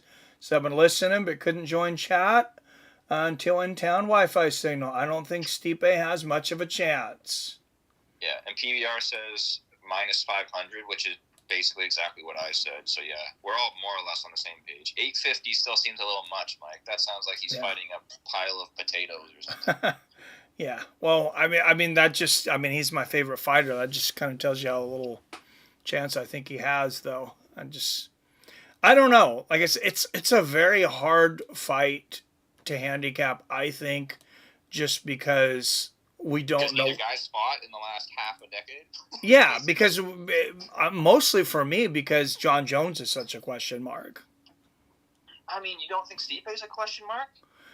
I've only seen Stipe fight Ngannou in the last however many years. Well, he's not really a question mark to me. The question is, how are you going to beat John Jones at 42 years old? If John Jones is 80% of John Jones, I give him almost no chance. Okay, what about this? What do you think about Stipe in his last Cormier fight, right? So that fighter versus John Jones in his Reyes or Thiago Santos fight. Which one of those fighters do you think wins? Because I think Stipe is still better. Yeah. Those fighters, it's hard to say that Stipe doesn't beat that John Jones. Yeah, so I mean, it's an interesting one. We should probably move on from this fight, but everybody here, I think, maybe not Rob, because I know Rob's a fan of Jones, but I think almost everybody else here is just praying that Stipe can somehow pull this off. That'd be magical. PBR says, I was going to say minus 500. Phil says, I'm rooting for Stipe, but I can't see him beating Jones. Yeah. Sounds right. What about Bo Nickel and Paul Craig. Dude, Bo Nickel is an insane favorite. Like, I mean, I know he probably should win that fight, but he's always an insane favorite. Minus 1,000. I mean, this is not Trayshawn Gore. Paul Craig's not Trayshawn Gore. You know? Yeah, Paul Craig is getting older and doing crazy stuff to try to stay competitive, like dropping a weight class when he's a little big for the weight class and stuff, though. I think Bo Nickel's going to win. Yeah. Pretty clearly. Minus 1,000 again, like we were just talking about with Stipe versus Jones. Like, minus 1,000 is a lot. Yeah. He's lost 4 of his last 5 for Craig. Ouch. Yeah. Yeah, I mean, that Bo is Nickel's rough. A guy that I would, like, you talk about betting. Bo Nickel's a guy I'm keeping an eye on to see when he's going to take a big step up in competition. I have a feeling they're going to do Bo Nickel exactly like they did Sean O'Malley, where they're very, very slow with it so that he can build up.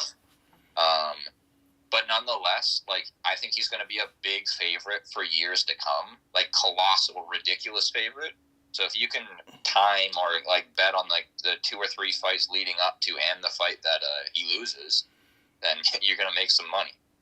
Like, you can afford to be wrong, like, 3 out of 4 times and still make a ton of money based off of how big of a favorite he consistently is. Yeah. No, that's a good point. And, you know, possibly using the props and winning methods and stuff, if you kind of get an idea of what he might do, you get some better odds. I'm just going to look up the rankings for middleweight. He's middleweight, right? Yeah. Yeah. So let's look up. I'm going to ask you some potential fighters that he could fight, and you tell me who you think would win. So let's start with Paulo Costa. How do you think that would go? I'd take Bo. You think you can take him down? Paulo Costa now, I just don't think we've... I mean, that's a tough one from him because Paulo Costa has had good wrestling in the past. I don't know. I think I would make Nickel like a slight favorite. I think that's pretty close. What do you think? Yeah, I would go Nickel, but I think that's kind of where things start to change because then you go to Brendan Allen. I think that's an incredibly competitive fight because Brendan Allen's such a good grappler. Yeah. I don't even know who I'd pick in that one, to be honest. Yeah. I think maybe Allen. Brendan Allen's good. Sure. Yeah. And then you go up from there, and I don't know if I'd favor Bo against really any of these guys. I mean, Jared Cannonier is interesting because he's so old. So that's a hard one. But then after that, you got, I have never known how to say this guy's first name, but Borjalho, you know, the guy who wears the glasses. Oh yeah, I think he beats Nickel right now. So do I. And then if you go up from there, I think they all beat him. Borjalho's ranked 7 overall if you include the champion. And then you go to 6, Imavov, Whitaker, Chimaev, Adesanya, Strickland, and Duplessis. Like, I don't think he beats any of them. So he's still got a ways to go is the point. Yeah. Man, didn't they do a job of rebuilding the middleweight division, though? Doesn't it seem like it was a complete joke 5 years ago? Who was champion and stuff 5 years ago? Well, Adesanya was champion, but, I mean, he had lapped the division. Yeah, I mean, there was still stars, though. Like, there was still Romero. There was still, maybe there wasn't that many guys. I mean, Costa was a big deal back then. Yeah. Whitaker was still a big deal. But I think it was just, there was more separation, it felt like, between Adesanya and the rest of the division. But you could also argue that Whitaker beat him in their last fight. So, I mean, they're still very competitive. Do you think he won that fight? I haven't seen the whole thing. I can't really comment. But I've heard it. Okay, I was going to say, I thought Adesanya won it. I thought Whitaker did much better, but I'd have a real hard time giving Whitaker more than 2 rounds. And I think there's a case for giving. Your judging has been like my fantasy performances, though, bro. This is true. I judged this one a while back. I feel like I can't judge fights for crap anymore. I don't know what happened. Like I completely forgot how to judge fights, apparently. Yeah. Where is it here? King James says 185 was stagnant for a couple years, and I do agree. Yeah. I mean, especially during the it kind of got stagnant right after the Whitaker versus Romero trilogy. Yeah. That's my opinion. Yeah. But up until that point, I thought it was fairly interesting. But yeah, definitely had a bit of a lull in there. Yeah. Yeah, you had the Chris Weidman era after Anderson, if you go back that far. But yeah. Okay, you cannot bring up that man without me going on a rant. I freaking cannot stand this guy. I mean, I understand that you're old, dude. Like, I understand your body doesn't work. And to me, that's an excuse that, hey, I shouldn't fight anymore. My career's over. Yeah. It is what it is. I was making fun of Anderson Silva after I broke his leg like a complete jackass. Yeah. And I got karma for it. It's time to move on. And I think he's a pretty hardcore Christian. He's trying to be a good Christian man with good family values and move on from the sport. What is this crap where you just poke everybody in the eye? Like, did you go to the John Jones School of Eye Pokes? Because it's honestly worse than Jones. Jones can't do that stuff anymore. Yeah, he is an insane eye poker. Yeah, it's criminal. It's yeah. ridiculous. Yeah, well, and that's the next fight we should go to. Chris Weidman fighting Eric Anders in the 7th spot. Well, I'll tell you this: Chris Weidman is the equivalent of the Kansas City Chiefs. The man can't lose unless the refs are going to decide to call it down the middle, which they haven't his last 2 fights. So I think Chris Weidman, if he has the right ref, minus 10,000. It is impossible for him to lose because he has a big reach advantage in this fight. He exaggerates the reach advantage by like 4 inches because his fingers are out. I'm sure he's got like freaking knife sharpeners out to sharpen those fingernails beforehand. It's insane, man. You play Mortal Kombat 2? I know that one's an older one, but I have not. No. Any of the Mortal Kombats with Baraka? You know who that guy is? Nope. Oh, okay. Basically, it was a character that was like Freddy Krueger. Yeah. Okay. Yeah. Okay. Yeah. Freaking Edward Scissorhands over here, man. Yeah. Exactly. I can't, man. I haven't been so heated over a fight like in the last 3 years. The only one that's really got to me is Weidman versus Bruno Silva. And I know you remember that. That was stupid. I couldn't handle it. And I was invested, don't get me wrong, because I was just like, can Bruno just knock this man's head off? Because this is bullshit. Yeah. I couldn't deal with it. I remember how upset you were. Yeah, I was upset too. Maybe not quite as upset, but yeah, it was pretty ridiculous. Well, how is he supposed to do anything? You can't do anything. If the guy has a big reach advantage and he's just plodding forward with his fingers pointed right in your eye, how are you supposed to do anything? Oh yeah, that's wild. PBR says DC was real bad with the eye poking. Oh, that's Wyatt's favorite fighter. Be careful there, PBR. No, don't be careful. That's fair. Yeah, I mean, against Stipe, that whole thing was brutal. Because if we look at that trilogy, that's the worst trilogy ever for eye pokes. In every single one of those fights, there was really bad eye pokes, whether it was for one guy, the other guy, or both. Yeah. Oh, and to be fair, I think when Stipe started getting poked, he's like, I'm just going to poke him in the eyes back. Well, and of course, he has a big advantage there, right? Because he's got, I think, an 80-inch reach, and Cormier has like 71. It's like, you don't want to get in an eye poking contest with this guy.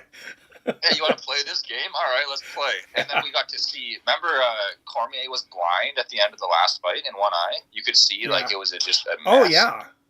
I was worried he was going to have a Bisping situation after that, I'm not going to lie. Yeah, it got ridiculous between both of them. It was just But PBR, I 100% agree. I think DC started that in the first fight. I think that's kind of what led to the knockout. But point remains the same. When you take advantage of these eye pokes, like Chris Weidman, it's very hard to lose. And it bothers me. Because DC was bad at it. You could say Jones is the worst at it. But it's the same thing when you talk about the greatest versus the best. The greatest eye poker of all time is John Jones. He did it for over a decade. Yeah. The best eye poker ever is the last 2 fights of Chris Weidman. Because he doesn't stop eye poking.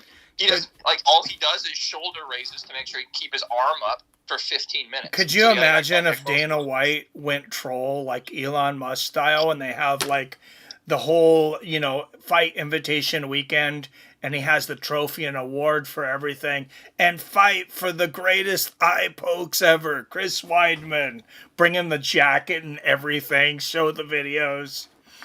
Dude, I would love it. This is the other thing that bothers me. Like, we can talk about John Jones. Like, I'm not a fan of John Jones at all. Like, the exact opposite, truly. But John Jones, as fake as he is, if they give him an award for, like, worst eye pokes ever or greatest eye poker ever, he's embracing that.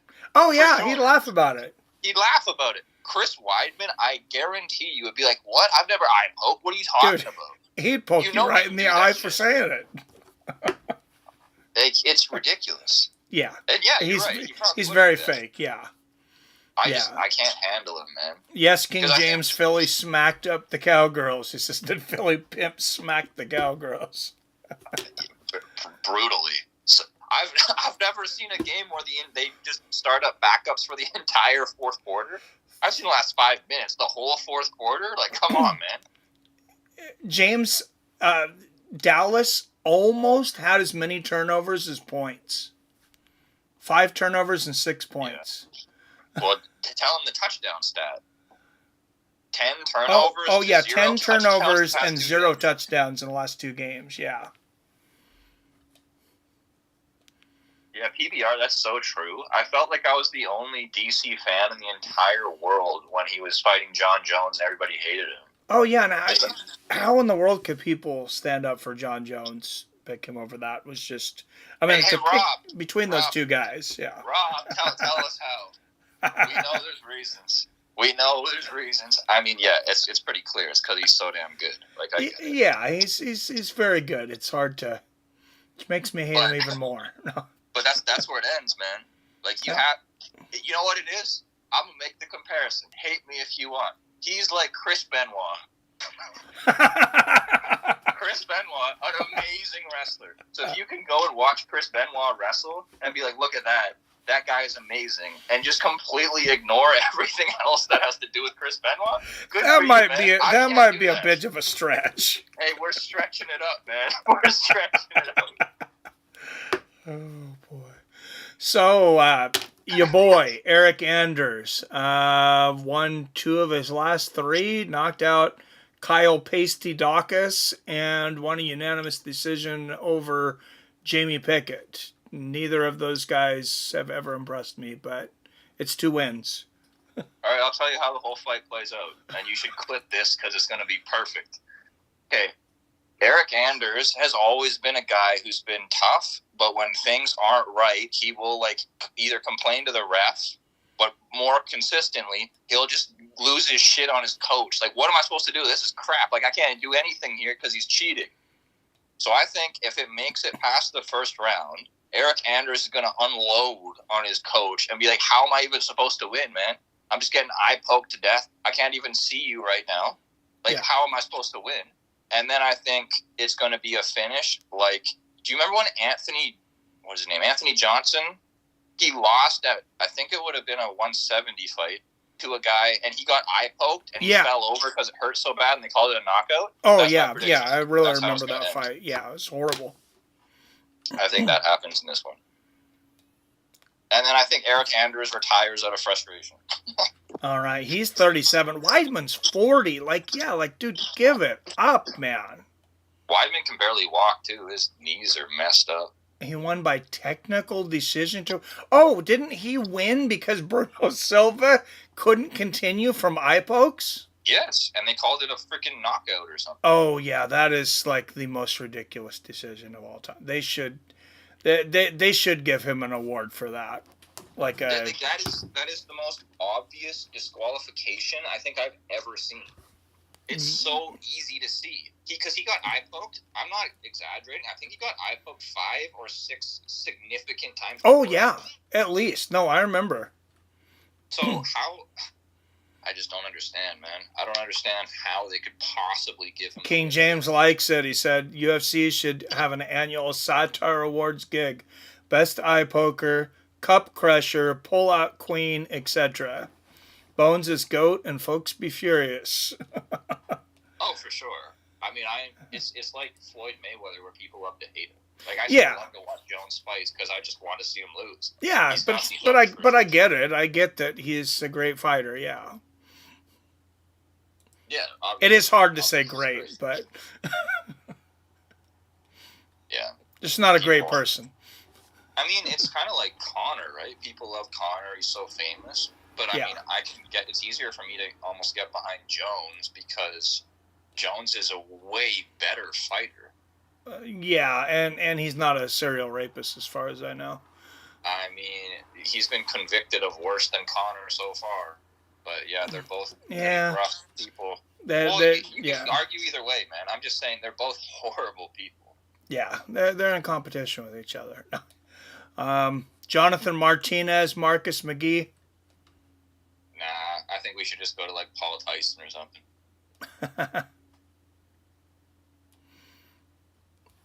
We do Paul Tyson. I mean, we've talked about it. Like, I guess just kind of get an idea of what everybody else thinks. I think we're pretty much on the same page that we're looking at a 58-year-old man fighting a 25-year-old man, and it just really shouldn't be happening. I think a lot more of the question for me isn't who's going to win, but it's, are they actually going to take it like a serious fight?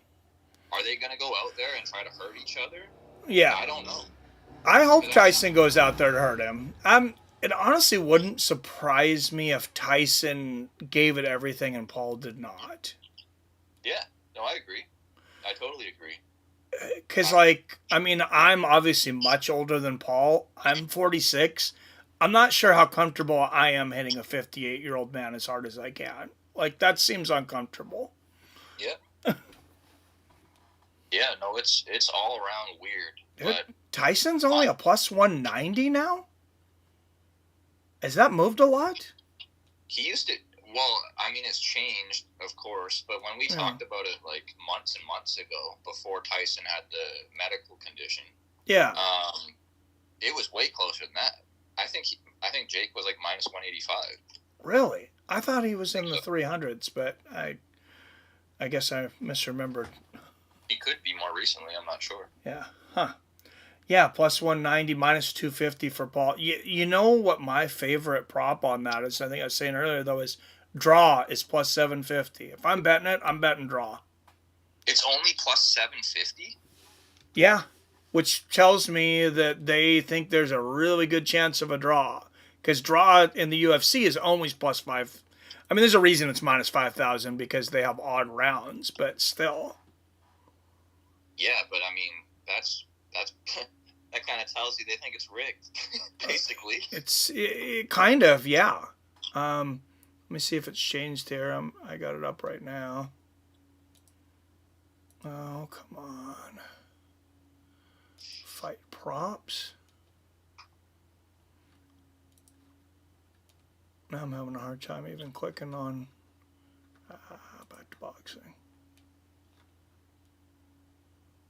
I think, honestly, at this point, there's been so much build-up and stuff for this. All I want to see from this fight is them both actually try to hurt each other. Because you know what? You signed up for this. You guys have brought in all this attention from Netflix and everywhere else. You're selling tickets for astronomical amounts of money, at least the front row ones, right? Yeah. So it's like, if you're going to do all this, do what you said you're going to do. I'm not going to lie. I'm going to be upset if either one of them isn't trying hard.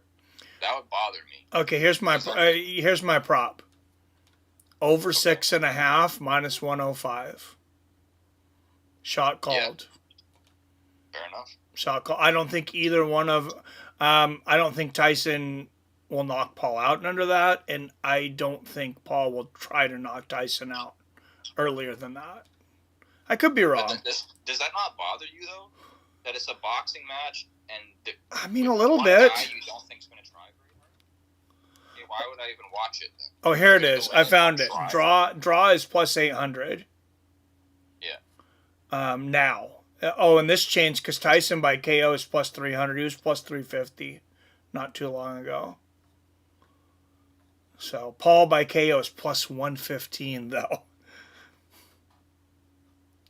So Now that I look at all the odds together, it kind of looks like they don't really have any better idea of what's going to happen than us.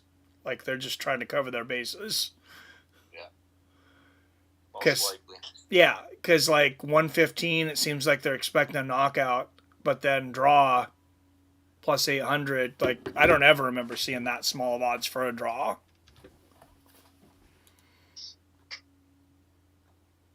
Do you think you'd be disappointed if it doesn't look like they're both trying? Oh, absolutely. I mean, I might not be completely surprised, but I'd be disappointed for sure. I was disappointed in Tyson and Jones because Jones just ran the whole time, and it seemed like Tyson didn't want to go upstairs. It seemed like he was really only punching into the body. And that's what I'm saying. Like, I think it'll be a little more aggressive than that, but not a lot. Yeah, PBR says I would bet on it being a draw more than a real fight. Oh, I think the wife's home, and I think I got to cook dinner, so I'm going to wrap up. All right. I think it's blasphemous to have this big of an event and then to have it be basically a show. Like, it's not like Tyson can't be super aggressive. He's pumped full of testosterone. He should be able to be. Yeah, well, and the fact that... Okay. Oh, okay. I got it. I lost my train of thought there. All good. Let's call it old man. Oh, there you go. Oh, she's leaving. Somebody was just coming in for money. No. What? No, the kid just came for money. My wife had told me she was going to go pick something up and asked me if she could get $100 cash from my gambling penance. Okay. Yeah. No. Oh, PR says later. All right, everybody. Peace out. Hey, thanks for hanging out with me, Wyatt. Appreciate it. Talking. Yeah, likewise. Yep. Okay. All right. Thanks, everybody. We're going to end this, but we'll see you at least on Friday. I'm going to do something with some Tyson streams this week, too. Something with like some... all to figure it out. But then remember Tyson Paul on Friday for sure. Stipe and Jones on Saturday. Until next time, I'll see you all.